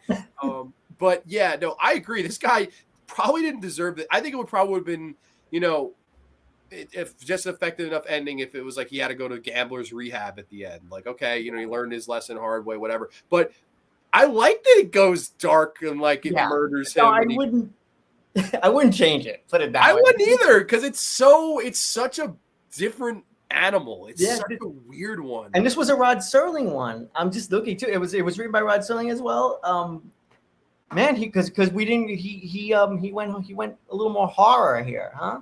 Definitely. But I do think the theme is still there of like, I like when he's even explaining just the way, right when you start to win a little bit, it takes it away and it makes you want to win it back again. And, that explaining the horrors of the fever, of becoming addicted again. It's an addiction like anything else. And no matter how above it you think you are, you could. Listen, like I'm not one to say, I like to do occasional sports game. I could see why people become addicted to it. I get it. The bright lights. Like, I love Atlantic City. I love they spend a week in Atlantic City, but you got to limit yourself. You got to, okay, I'm willing to lose this much. I want to have a good time and stuff like that. He went there with, oh, screw it all. I'm above all of it. And then, of course, and I think you have the best attitude. That's my attitude with it too. Like, I'm not like, oh my God, don't gamble. It's the most horrible, awful thing. Just do what you want. My only suggestion would be the same as you. Is just like, if you're gonna take a couple $100, that you may lose that $100, be okay with that. Couple hundred, whatever that amount is, and just be okay with that and stop. But that's easier said than done, right? Exactly. I mean, that's the whole point. So yeah. I gotta ask, what's your rating on this one? Oh, geez, wait a minute. I'm gonna just off the. I think I had it as like a B+. Okay, I went A. Okay. So we'll take the plus and we'll round up to an A-. So that's fine. The fever, that is as high as you're ever going to see this episode ranked, I think, because I really Fever. But it is what it is. It's just one of those where I don't know. It's a guilty pleasure, but let's see what people say. Quint is saying this one is pretty good. Boy, when they get you hooked, they really get you hooked, don't they? I love that. I think it's an underrated episode. Okay, cool. I'm with you. The talking slot machine is campy though, but then again, it was 1960s. Yeah, that's the thing. Like, I know a lot of people just they're like, oh my god, this one aged poorly. I'm like, yeah, but there are other episodes that are highly regarded that don't age as well either. Yeah, that there were elements that are dated or a bit campy, and we still go with it. Yeah, I mean, for me, I would say that the slot machine. I mentioned that this episode I did not care for it the first time I saw it. The slot machine and the whole voice Franklin. That's something that just didn't work for me. And then I found when I rewatched it, I was like, I don't know. Now I'm digging it. Now it's kind of spooky. I'm getting more what they would like. I feel like on a second watch or whatever it was, it may have been my third watch. I'm like, no, now I get what they were going for a bit more. And the voice is working completely for me. It's freaking terrifying now, the voice. So I would agree. I think big guilty pleasure for me, man. It's a great episode title. A fever is a good way to describe it. It's so true. It's so, I don't know. I like it. I think it's a good way to tackle the horrors of gambling, but I know a lot of people would disagree. I'm glad Anthony was right alongside with me here, because a lot of people would. It's if you look, it's really low rated. Like it's bottom 20 rated episode, and bottom 3 for this season. So I mean, it's what it is. But okay, last one we'll be discussing tonight is this episode here, season 1, episode 18. This is The Last Flight. A World War I British fighter pilot lands in an American airbase in France 42 years in the future. I got to apologize. I did not rewatch this one, and I have not seen this one as much as the others. So I don't have that much of in-depth thoughts here. I do like it. I know there are people that say it's one of the most underrated ones. I never felt that way. It's one that doesn't have that much rewatch for me. But what do you feel about this one? Geez, I don't. Let's see. Underrated. For me, I feel like this one's a bit more like off the radar. I feel like I don't hear people talk about it one way or the other. I did like it. I mean, I liked it to the point that it looks like I had it for like an A-. So I don't know if maybe I'm being generous in this case, but I had it as like an A-. I had it as a B. So okay, so we're not too far off. All right, so first off, I think that I love a good time travel story, and I like that aspect of this, where you have a guy, he begins in, I think the year, just to get it right, is 1917. So he ends up in 1959. He goes through a mysterious cloud. I like where this story goes, where you have this pilot, and this whole episode feels like it's about him. At first, he's hiding the fact that he was basically a coward and fled and did not help his partner who was fighting off some enemy fighters. He fled, he flew away, and he ends up in the future. And at this point in the future, he's essentially given a second chance. And I like how the story sort of comes together, and he realizes that the man who is on his way to the base. Let's see if I can get the name. So General. McKay is the guy's name. He's on his way to this base, and there's this feeling of like, well, maybe he'll never get here. I need to go back and save him. I like that almost sort of, weird paradox thing that this episode is sort of hinting at. Your mind might get turned into pretzels, figuring like, well, wait, if he's there and it didn't happen, but blah, blah, blah, because it's a time travel story. But it all worked for me for the most part. And I love that at the end, he takes a second chance. He kind of finds his balls. He goes back and helps save this guy. So that's why it works for me. It's like a good second chance episode. He realizes that he did wrong. He cowered out of the fight and he didn't help his friend. He goes back. He helps him. He gives his life, I believe, even doing so. Yeah. So it all works for me. I guess maybe it's underrated. I don't know. It is. It probably is. My father. It's another one. My father is a huge fan. Of course, I don't know if I mentioned this in any other Twilight Zone episode I did. He's the one who introduced me to this show. So that's why I'm such a big fan. He would always be like, "Yeah, you want to watch the real good stuff? Sit down with me." And I know he always loved this episode in particular. I don't know, this one for whatever reason never really it is. I believe it's Richard. Is it Richard Matheson? I can double check. Who we have here. Yeah, this was a Matheson episode. Okay, correct. So this was Richard Matheson. Yeah, it definitely feels. It doesn't feel Serling at all. It's interesting. Like I like the opening where he lands and it's like, what the hell? Like you're in a weird. Like this is a weird plane. It's 1942, not 1917. Yeah. I like it. It's just Yeah. one of those ones that I don't go back to as much. Okay. And there's nothing wrong with it. It's definitely good. And it's one where the Twilight Zone has a much more lenient way of leading on its protagonist as opposed to the Fever where Slot Machine murders him. This one, he gets a second chance to sacrifice himself for the greater good. And it definitely, I don't know. I think it works. I think it's a passable, solid episode, but just not one of my favorites. I know it's one of those things that's just like middle of the road, like a B, solid B for me. Okay. But a lot of people, there are people who'll tell you that this is like an A or an S, like it's one of the most underrated ones. I don't know. I don't look at it that way. It's all right. It's mid for me. Fair enough. So we end up with an A-, and so for that our makes it final episode. Sadly, I feel bad leaving at this point.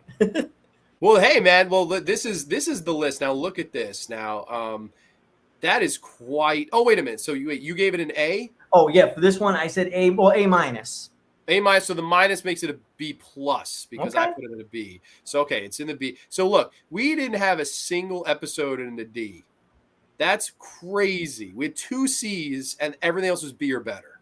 Yeah. That's wild how good the quality of this show is, man. It's absolutely wild. But I mean, this has been a lot of fun. I definitely, down the road, if you want to come back on for more of these, you're more than welcome. I know it was a year in between episodes here, but I've done some by my solo. I've enjoyed those, but man, there's nothing quite like talking about it with another mega fan like you, especially someone as awesome and talented as a content creator as you are.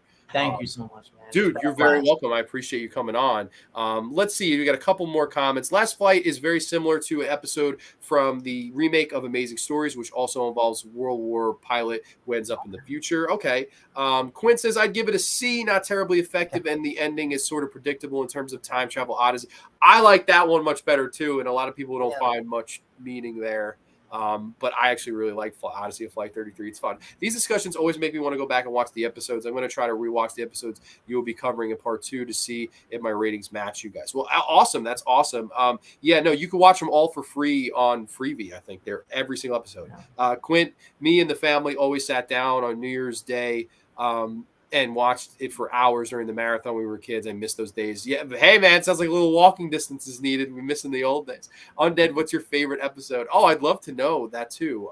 Hey, Slasher, is that the episode with the guy in the gunner position of the plane? No, I don't think so. No, that's the last flight, maybe? Is it the last flight? I don't know. I don't know what he's talking about. He's asking Slasher Fred about the Amazing. I'm sorry. The Amazing. Okay. Yeah. I was confused. I guess because Quint asked Undead, man. I don't know the answer to this. What is your favorite episode of the show? Oh, I tend to just default to Nightmare at 20,000 feet. Oh, yeah, that seems to be the one I default to, but it's tough. Walking distance is way up there. The hitchhiker we talked about is way up there. It feels like they're fighting with each other for the number 1 spot in my brain. How about you? Oh my God, it changes a lot. Like I know years ago when I was a kid, A Nice Place to Visit was always my favorite because I always loved the different one. I know. Over time, the masks Come Wander With Me is just such a weird animal. It's such a weird fucking episode. I always really liked. Howling Man is great. Obsolete Man. It's so hard to pick just one, man. It's just so. Yeah. It's like, how the hell do you pick just one of the series?